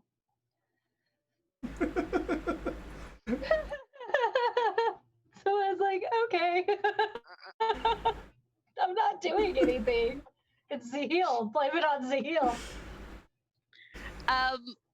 So the mirror the reflection does look kind of surprised, and you do catch it looking at you. Like it was kind of following Naomi's reflection, but as you address it, it looks surprised and looks at you. That doesn't say anything. Savoy is gonna give it kind of like give the reflection sort of that charming smile that Savoy does, sparkles and everything. And sparkles and everything. Suddenly we're in a manga. All right. Although that Savoy is the Bishi king, so whatever. But Savoy sort of like picks at the back of the fabric on the couch and addresses it again and says, "Are you able to speak at all?" There's no response. It just continues to kind of look at you like, what? You're talking to me? Kind of confusion. Savoy's gonna turn their attention to Naomi, and they're like less than a foot apart. Yeah. And Savoy just to very say, Naomi, have your ghosts ever spoken to you? Or has it only been that you have felt followed? I don't recall. I don't recall ever hearing voices. I know that that's something that I'm pretty sure I took a psych test about this. That you have to go through like a psychological exam when you join the FBI. You can lie about those kinds of things. I wanted to hear That's it from not you. legal. That's not legal. Savoy just like, oh, you sweet summer child. Dick's just smirking and like going, she's kind of a stiff. Don't, just All right. it's okay. So Savoy then turns to Tilda, Selena, and Mira, also addressing the three of them, and says, this may have properties of changeling about it. It doesn't make sense that they would, Naomi and her guest here, would necessarily be true changelings or something that might follow along the lines of a shapeshifter, not like any of the lycanthropes or other particularly animal shapeshifters, but human shapeshifters. I have one more experiment that may be a little bit more dangerous, but I wanted to hear Dangerous. all of your input first. So Selena's like, well, I mean, changelings are certainly fun, and we certainly know how to deal with changelings, don't we? Yes. For the most part. I mean, I don't think Zahil could ever be properly tamed by any respect, but between Tilda's way that she seems to have a handle on both of you, maybe she could work her magic here. Who knows? And The boy Naomi's just like, wait, hold on. slow blinks there. Sorry, who is this that was talking? Selena. Okay. Selena does know everything about Savoy. Yep. Yep, she does. So, Savoy turns to Tilda and says, do you know anything else about changelings or humanoid shapeshifters? So Tilda is in kind of a weird situation. Raven, I wanted to discuss this with you, just real quick. Basically, imagine it's like an NPC, like we play Barney almost, right? Yeah, it's kind of what I figured. Yeah. So, but you can still play her. Okay. So Tilda would probably, I imagine she'd probably know something about those. And would do the, let me check my sources and give me 1 minute. Probably giving a wink to Savoy before she goes into her laptop. Yeah. So the information you find is probably similar to what already has been found. The similar changeling. You end up on some creepy pastas about like mirror people and people being trapped in a mirror by their reflection and things like that. But they're creepy pastas, those are from the 2000s. Like they're urban legend stuff. Yeah, Tilda's quickly dismissing those, I would imagine. Yes, so... And unless they cite sources. There is no sources. It's a creepypasta. You could cite sources of, like, this is where I got the myths from, or the legends from, or the ideas. It's like, no, this actually happened to me, or, happened to my best friend kind of sources. You know how creepypastas go. Mm-hmm. Actual, like, more... video clips. But you've seen Ben drowned. You know that those can be doctored. Yeah. She's probably more looking not just on the internet, but through the occult library that she has access to with the university. Yes. Okay. So occult library. Actually, another thing that is brought up is Bloody Mary. That I think that hasn't been considered as of yet. As far as like the shapeshifter stuff goes, that seems to be pretty across the board. I mean, you probably have similar info from what Mira gave earlier. about that. I mean, I guess you could look in her eyes, maybe shine a light in them, and nope, they're normal chocolate eyes. And Naomi's like, stop that. um, Tilda's probably like just completely ignoring the protest. She's just like, no, those are still brown. now open your mouth and say ah. So then, And Naomi's like, what? No. this. So then Savoy turns to Mira and says, does your world have any experience with humanoid shapeshifters? She kind of shakes her head and she's like, not really. Well, then the experiment that I would like to conduct is using a larger mirror. Now, mirrors don't have any ability to really translate sound, but perhaps we can communicate with gestures. Oh, like sign language. Yeah. Selena says, like, excellent. I actually happen to know a little bit of ASL myself. As she Perfect. signs ASL. I can't actually sign, but you can imagine, like. I can sign a little bit. But that's I think okay. once you find the big mirror, Dick's just gonna grab like a dry erase marker, and write the alphabet on the mirror. Perfect. But So here, Savoy Naomi, actually like, now we has can spell all out this. words.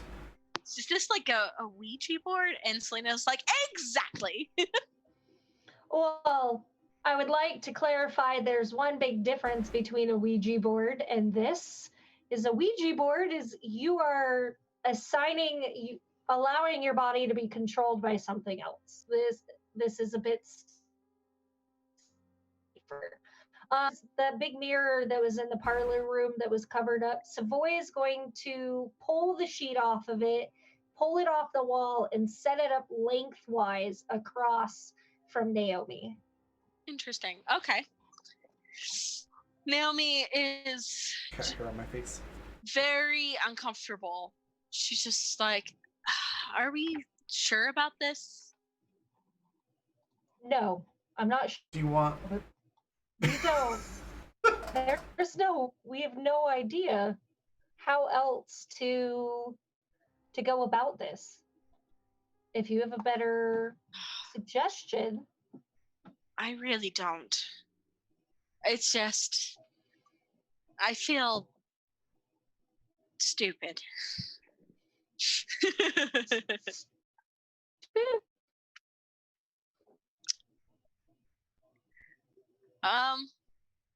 All right.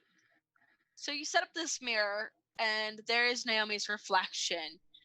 Somebody roll sharp for me, just straight up and down, like we have before. On it.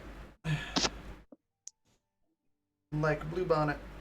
That is sharp is Dick's stat. I'm gonna throw a d4 on that. Okay. I feel like this is important information. So that's a 10. 10. All right. So first glance, the colors seem like there isn't anything specifically different that you can pick up quite right away. But then you realize her hair is longer. This is different from the other two reflections you saw before. The eyes are brown. The clothes are the same color. Hair is the same color. Her hair is long. And you realize that she's wearing makeup. And Naomi now isn't really. So Savoy is all set up and kind of like sit beside Naomi and address the mirror and says, is this more comfortable? Can you point to the alphabet at all? Can you guess is that you need? The reflection turns her head slightly and looks at you.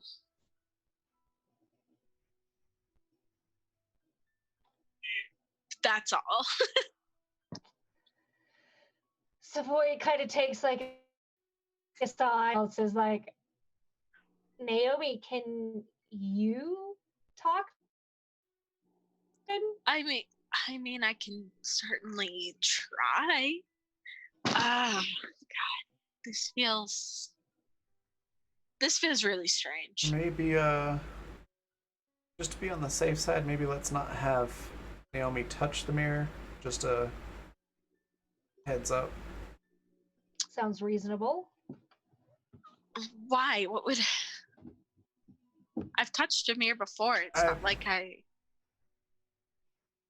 Do you want the make you feel better answer, or do you want the honest answer?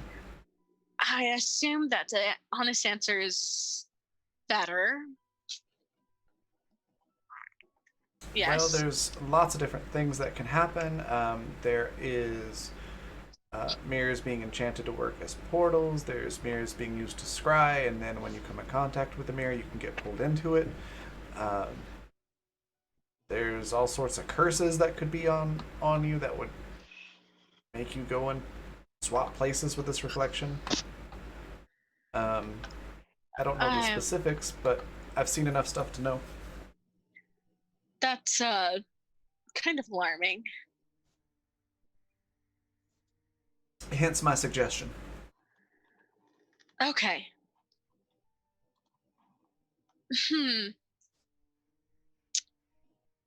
Okay.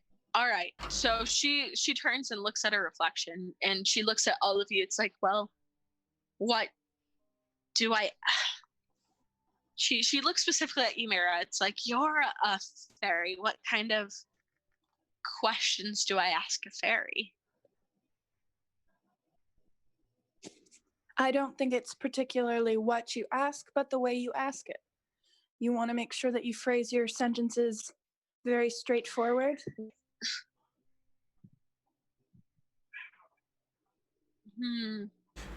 Naomi, talk to the fairy like you would talk to a lawyer. Right. Okay. A very inexpensive defense lawyer. So that's very specific, and I feel like you have experience there.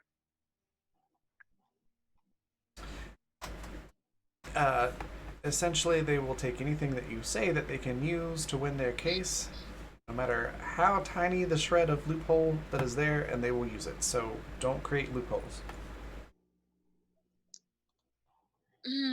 All right.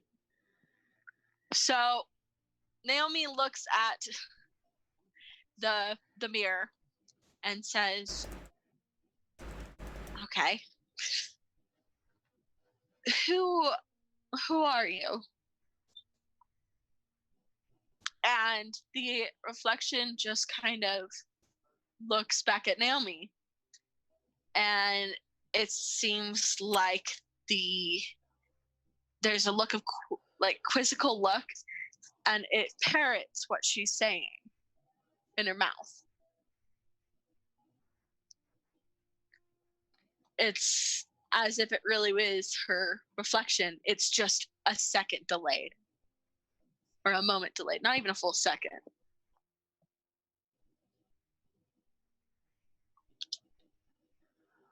Well, this is certainly getting us far. Savoy chuckles. I'm sorry, I'm not sure what else.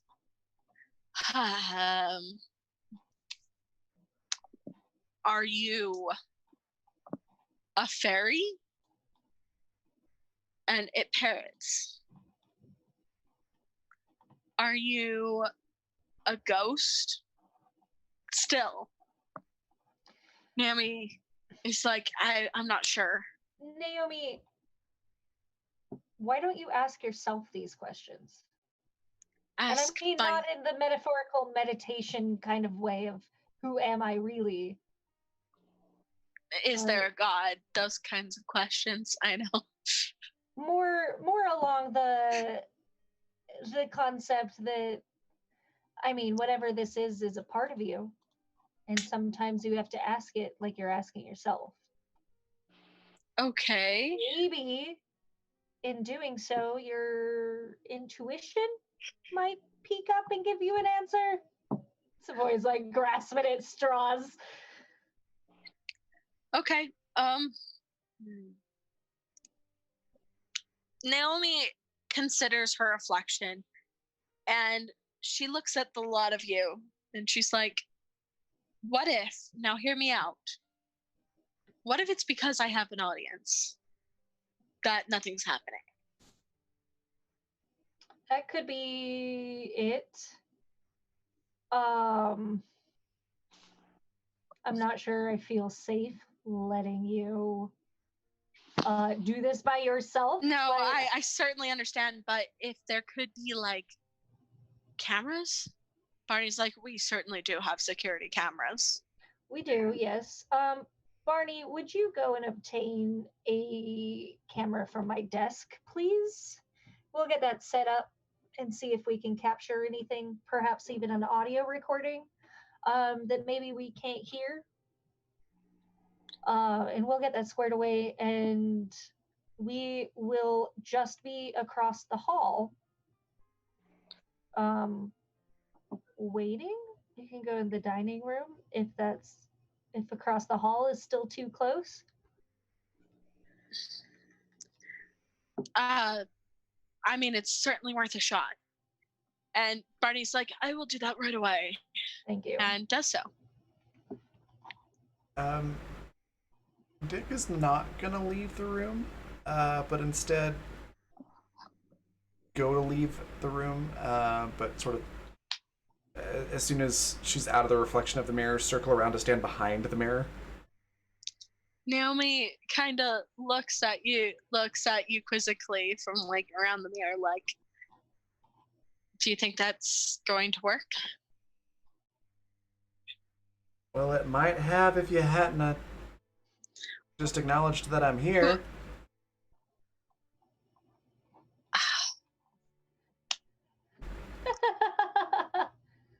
Okay.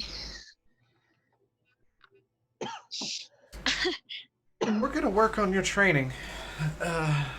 Training. Or lack thereof. It's a reflection. I'm not sure exactly how this works. Like with the supernatural thing. This is knowing how to communicate and how to get information out of somebody.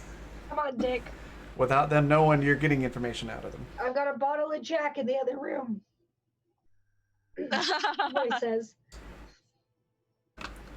Alright, well, she gets pulled through the mirror, it ain't my fault.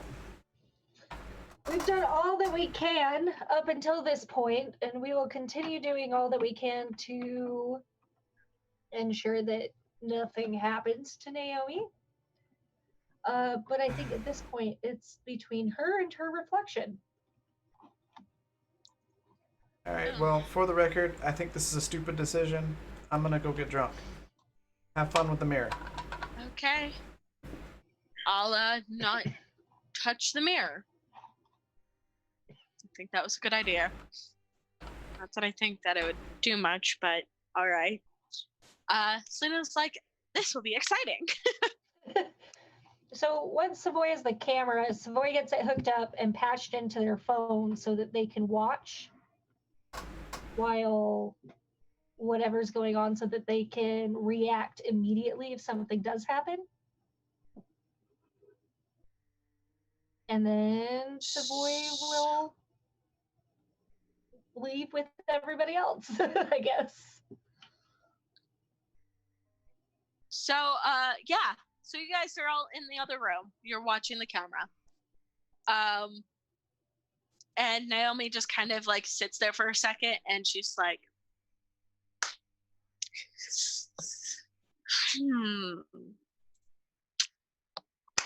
all right. This feels stupid. All right. Let's try this again. Who are you? What are you? A fairy? Are you me? What? And you looking into the camera, you notice something interesting. The background should be the living room, the parlor where you left her, but it actually is something different. It seems to be some sort of bar, and there is people bustling behind this Naomi who's staring at the mirror.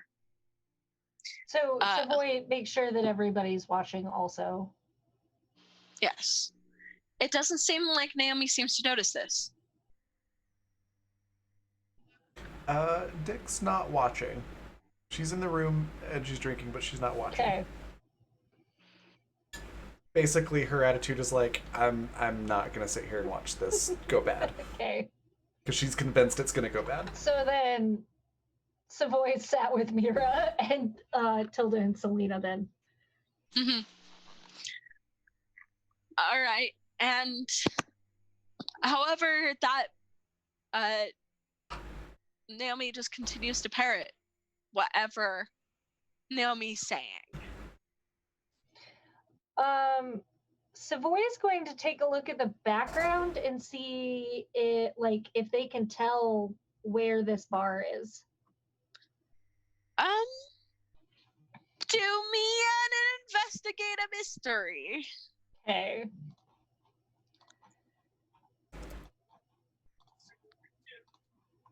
I'm trying to figure out if investigate mystery is better or read a bad. 11. All right. Wow, that's ask 2 questions. Yeah.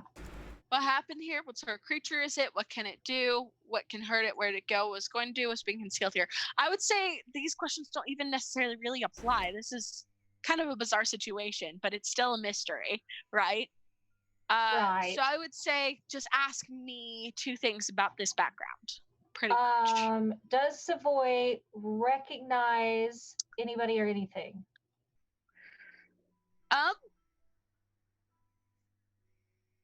You are looking at this reflection, and you see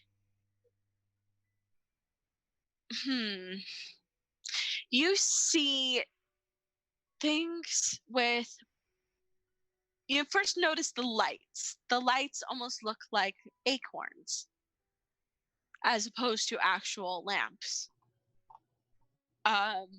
And you notice that at first, although everything seems brown, like brown wood, you notice it actually looks more like tree trunks and roots, a root system. And behind it, the bustling crowd are strange sorts of people with hair of different colors and pointed ears, and there's one that has tail feathers in vibrant colors. It's so strange and surreal. It perhaps is most like your experience back when you ended up in the Morgan's world.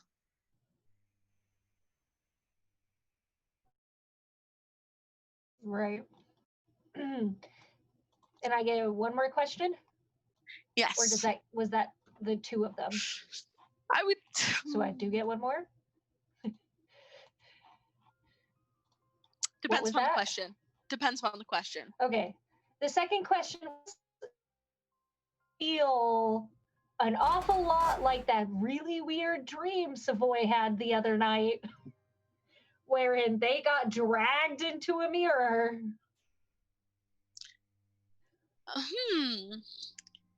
That's an interesting little theory there. You may have had a dream like this before, but it's so vague. Like you're not sure. You're like, this feels a little bit like a deja vu, but you're not quite sure. Okay. Is there any progress? This is unrelated to my role, but is there any further progress with Naomi, or does it stay pretty much the same? It stays pretty much the same. So Savoy has an idea based on a hunch that feels a lot like deja vu. And Savoy's gonna clear their voice and look at everybody else and be like, well, hmm. I have idea since this doesn't seem to be getting us any further. Is anybody in with me? What's the idea? Well, I want to see the tenacity of the mirror that Naomi is being reflected in. And I don't really know how to explain it other than that and by showing you. And Savoy is going to finish what little drink they started and walk from the room that they were in back into the room with Naomi. Okay. And Naomi looks up. Okay. It's like, I didn't do anything wrong, did I? Oh, no, not at all, dear. And Savoy goes to the mirror instead and looks at everybody else a little apprehensively and goes to the mirror, acknowledging that the reflection is there, and reaches out and puts their palm on the mirror and does exactly what Dick told them not to do. Naomi goes, ah! And you look like a moron because nothing happens. God damn it!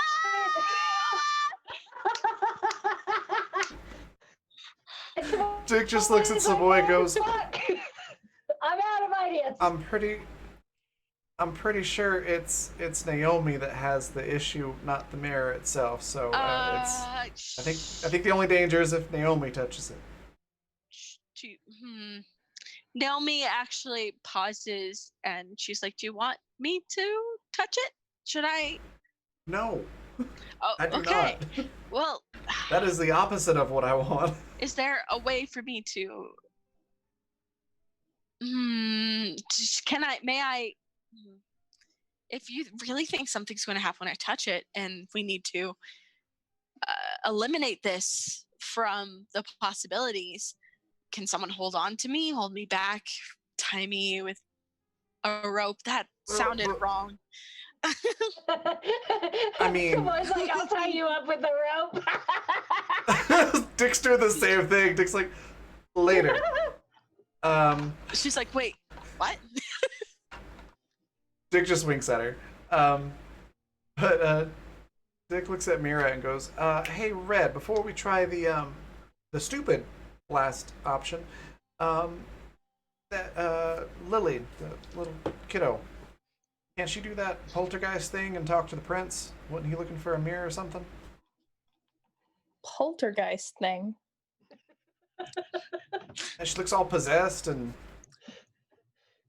Mira gives her a look of exasperation, but yeah, she goes to find Lily. Lily is in her new room, and she has made a makeshift toy out of the fork that she stole from lunch. And she has wrapped toilet paper around the fork and is pretending it's getting married to the spoon. She's fucking adorable. This child. She's like, "Oh, I'm so in love with you. I love you too." Mira comes in the room and she sits down beside Lily. And she's like, "No, I think we could probably get you a better toy than a fork and a spoon. She looks up at her and she's like, but they're talking to me. Mira gives her kind of like a little smile, and she's just like, well, that's alarming, but you do you, kiddo.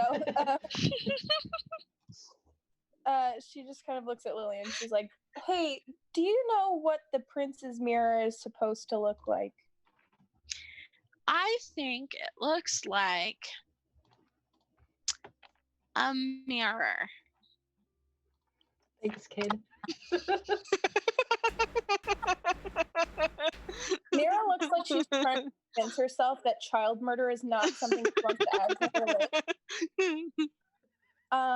And she's like, she kind of forces a little laugh, and she's like, no, not quite what I was looking for. Like, does it have a special frame? Is it a really pretty mirror? Like, what does it look like? Is it is obviously it's a mirror, but does it have like a gold frame? She looks at you sideways and she's like, book. Give me a book. Give me the Sorry, book what? and I can ask. My book. I would assume that Mira has the book there with her. Yeah, it's probably in a bag with the rest of the stuff you brought for Lily. Yes. So Mira kind of rifles through things until she finds it and hands it to Lily. So Lily is like, crayon. So demanding. Bless you. Ooh, excuse me. Thank you. Well, Lily had crayons at Mira's place, so I would assume she would have packed those Put as well. it in the bag, yes. Yeah, just kind of carted everything that Lily had. So she finds a crayon and passes that to her too. So she grabs the crayon like this and opens the book and starts to write mirror, except like one of the R's is backwards. Also, yeah, look at that gorgeous art. That gorgeous spooky art. I forgot I didn't have it up on the stream. It was just on Roll20, so. So yeah, she writes mirror with a question mark. And you watch as the letters disappear. And they've finally, in this beautiful cursive script in kind of a purple, that shifting paint, like a shifting ink that seems to shift to kind of magenta in the light. And it says, well, what kind of mirror would you expect? It's a bathroom mirror, of course. Ah, fuck. Mira's just like, yes, a bathroom mirror. The first mirror that would come to mind. Thank you.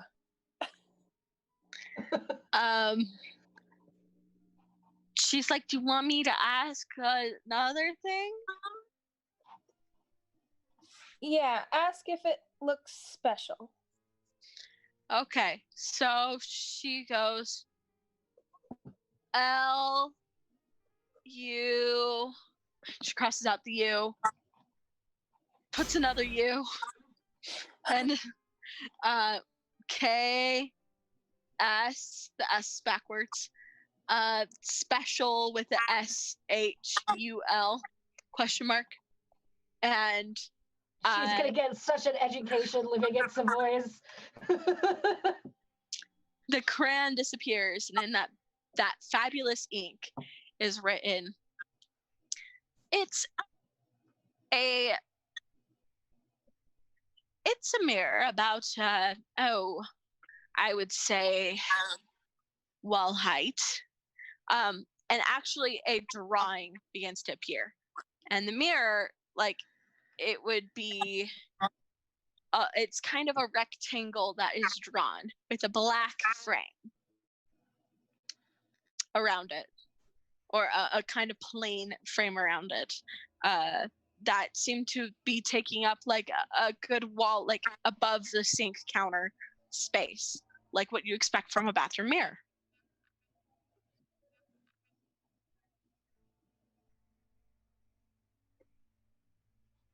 Listen, not everything I own is extremely fancy. Come on. Mira just mumbles under her breath, and she's like, "Oh, who would have thought?" I consider myself modern and utilitarian at times.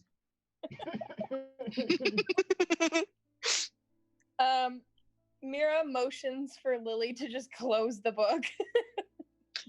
Lily does so. And she reaches out her hand for Lily to take. She takes Mira's hand. Mira's like, "Do you want to come with me and take a look at what we're doing, and maybe you can tell us what you think about it?" Okay, I can do that. And she brings Lily back. So Lily comes downstairs where Naomi is still kind of sitting, just kind of confused. And Lily looks at her and looks at the mirror and then looks up at Mira. It's like, of course, it's not the right mirror, silly. So we need the right mirror to be able to talk. And it. Yes. Well, what is the right kind of mirror? Savoy interrupts. It is a bathroom mirror. It's a black bathroom mirror with a black frame. Does Savoy's house have any bathroom mirrors that look like this? You do have bathroom mirrors, yes, but I wouldn't say yours I think yours is fancier than the one that the prince described. Yeah, it's like old school fancy. No, the one that the prince described was fairly plain.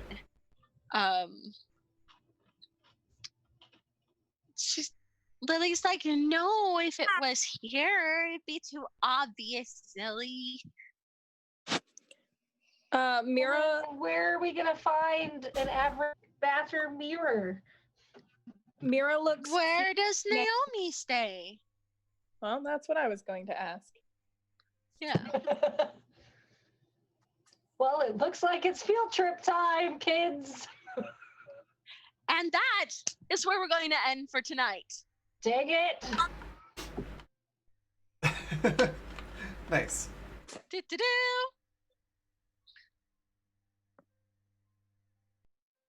That was great. Fabulous. Okay. So I guess we go around and ask favorite parts and stuff. Do I start with me?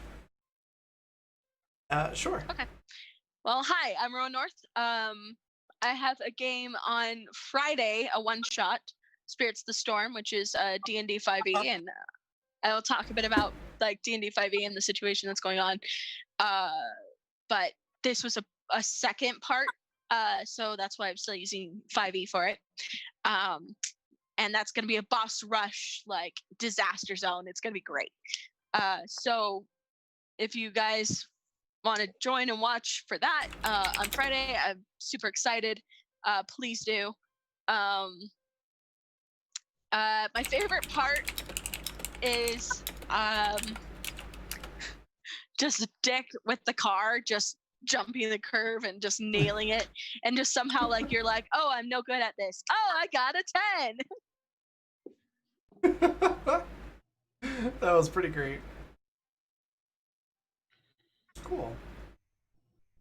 Right, Vanessa, what was your favorite part? Where can we find you next, and anything else you'd like to share? For favorite part, probably just watching Dick and Naomi try to field that mess of a awkward date. It was quite that. It was definitely that. Yep.